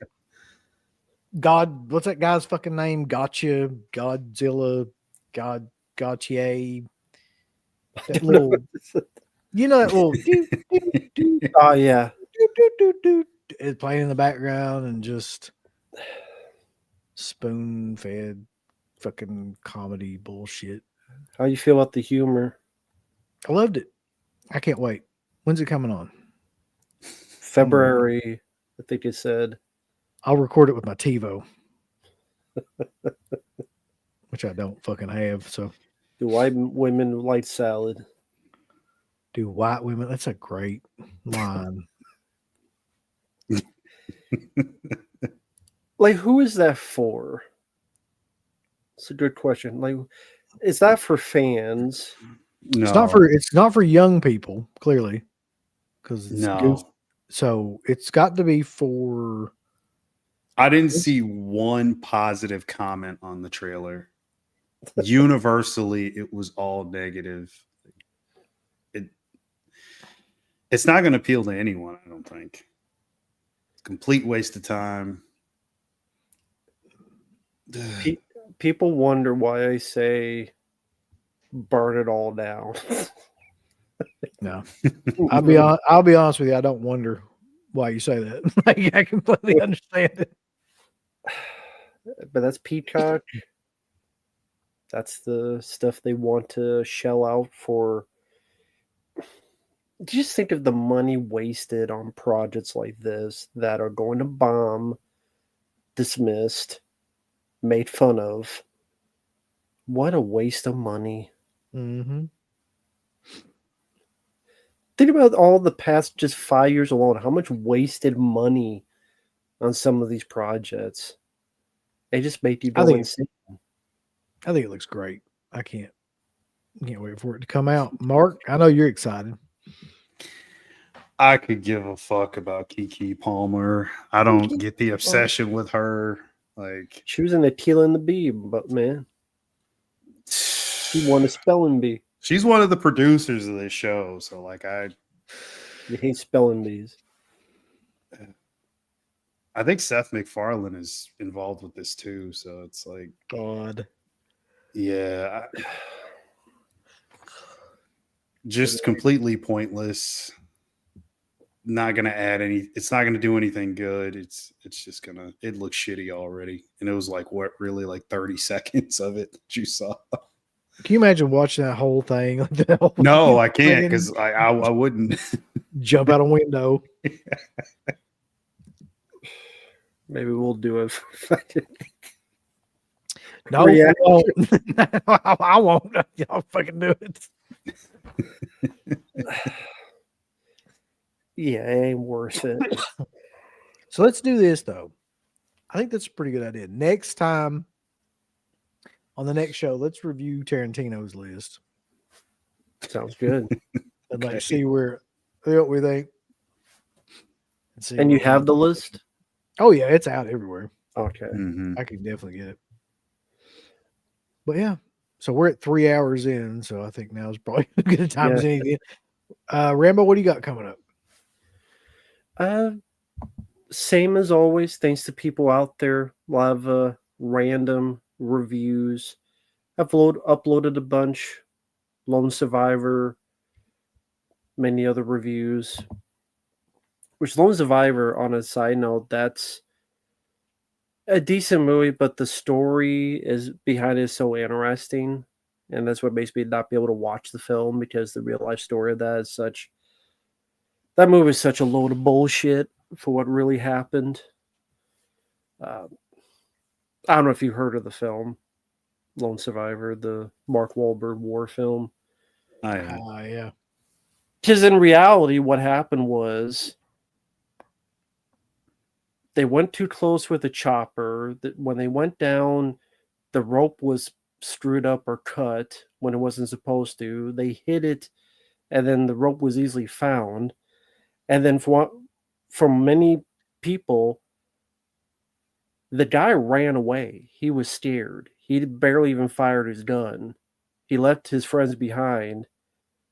So when he was found, it was such an embarrassment. They're like, "We're gonna write this book, and you're gonna be this big badass, and don't tell anybody." And so the movie is just a load of horseshit where this guy, and also he said everybody died, but then when they went back, they found a body, of one of the guys. It had been 10 days. The guy was only dead for like a day or two. So if the guy actually said there may be people alive, that guy would have survived. But yet here this guy now with the help of, I know the government lied, big surprise. And it led to this one guy dying. He ran away. He left his men behind. And now he made all this money and does all these seminars talking about how he's this top-notch guy. I'm like, that's why I can't watch the film, because it's such a load of BS. And there's some interesting rabbit holes you go on YouTube about it. And that was the most fascinating part. Not so much the movie, but the real life story. Whereas actual Navy SEALs, and they talk about what really, like, for example, in the movie, there's a bit where choppers come in. I forget what it's called. The choppers, they're like much more heavier and bigger, which they didn't like taking because they were labeled as too slow because they couldn't maneuver as much compared to regular helicopters. In reality, another guy was going to be on one of those choppers, but then he was told to get off the chopper. More than likely because the head people knew that the bad guys had these heat-seeking rockets, but either they didn't tell or it was miscommunication, and they didn't tell the other people in the chopper, so when they went in, they got killed. Hmm. And then also, I don't know how true it is, but there's rumors that when the plan was initially happening, the reason they tried to call and go get an answer is because the other people were all playing like frisbee. They weren't at the radios and stuff. They were messing around and screwing around. Which, if you talk to a lot of people in the military, they'll say, yeah, there's a lot of people that will just mess around and goof off, but they don't want that out there because it'd be bad for recruitment. And then really that's what Lone Survivor the movie became, was a glorified recruitment video to hide the embarrassment of the real life mission, which yes was the Operation Red Wing. So again, it's some fascinating rabbit holes you go into, and I talked about that in the video I uploaded, which I mean because it was just much more fascinating than the movie, and that's one of those things that yes it's a movie, but it's hard when you're watching, you think of the reality. Like me knowing about that, it was hard to enjoy because it was just propaganda. Yeah. Whatever propaganda. I mean, I don't know if that makes sense, but I don't know if have you guys ever gone to rabbit holes? Not just with not doesn't have to be military, but any other rabbit holes that you've gone into about, or you're not in your head. Like, is there something specific? Pretty. It's weird to say this, but like, there's a period of time there when I was like, really going down rabbit holes with people that had died in caves, and like all the circumstances of shit that led them to like get stuck in these fucking caves. Because for some reason, that was just fascinating to me. Number one, that people would just go into caves like as a sport or whatever the fuck that is. But number two, like how you get like stuck in one of them to where like nobody can get you out. So like I went down that rabbit hole, and then like conspiracy theories. I've done that whole fucking thing because I don't know. It's just what you do if you watch the X Files, I guess. Mhm. That was going to be my answer. Ufology. Like I can Yeah. watch videos on all that shit all day long. So And then there's like all these different, on YouTube, there's all these different fucking like content creators that just focus on one specific thing, like Watergate or fucking, the Cuban Missile Crisis, or just pick any, event like that. And I got into that kind of stuff for a long period of time too. mm-hmm. Yeah, but anyway, I uploaded a review of that. Review of Long History Night is uploaded. A lot of random stuff. So I upload every day for those who are interested. How about you, Mark? Man, I wish I could upload every day if I wasn't always at work. Yeah, probably just a video or two on a few choice things that I've just gotten. I'm waiting on a bunch of stuff to come, as always. Let me see. Oh, I do have one video that I'm thinking about putting up, but I don't know if I want to. I do have part of that Roger Avery conversation recorded, so maybe I could put some of that up. I'll probably just do audio only. But yeah, we'll see. So that'll be coming. So there we go. And I think for us, like, I know I've got a review of Maxine, the second site release coming out. CK did one for Pearl. And then let's see what the fuck is coming up. Oh yeah, we still got to do the Physical Media Hall of Fame show, which is Sunday, I think. We didn't do that last time, so I know those two things are coming up in the next couple of days. So yeah, more interviews and shit like that to come. 3 hours into it, I'm ready to fucking pass out. So I will just say that you need to remember one thing, and that is I'm the only one that's Michael Myers, you fucking bitch. no, it's not that. It's actually that everybody dies, but Friday Night lives. See y'all. See ya. A big thanks goes out to our supporters over at Dead Pit on Patreon.com. You can get hours upon hours of great content, right, Uncle Bill? There's so many hours of content. We've got reviews. We've got songs. We've got live streams. We've got exclusive streams. We've got non-exclusive streams. We've got streams with all kinds of celebrities and all kinds of different old shows from the past podcast, the initial incarnation of the show. All of that can be yours. Dead Pit on Patreon.com. Show us a little bit of love. Give us some money because we definitely deserve it. That Patreon page is so killer that you'll rub your bird to it on a nightly basis. It's that good. You won't be able to contain yourself. You'll have to jerk your bird out and go crazy. I mean, that's how much content that we have. So much content that it's massive, and it will massively smack you in the face. You'll play with your bird so much, pretty soon you'll be looking around for somebody else's bird to play with. Hey everybody, it's your favorite Filipino bitch, Miss Slatko Fudd, telling you about shop.deadpit.com. Simply the best horror shirts. On TeePublic, there are others, but they all suck. And it's the best goddamn deal on horror shirts you will ever see. New shirts, old shirts, all the in-between shirts. God damn it, fools, go over to shop.deadpit.com. You ain't down with that. You can go to fucking hell.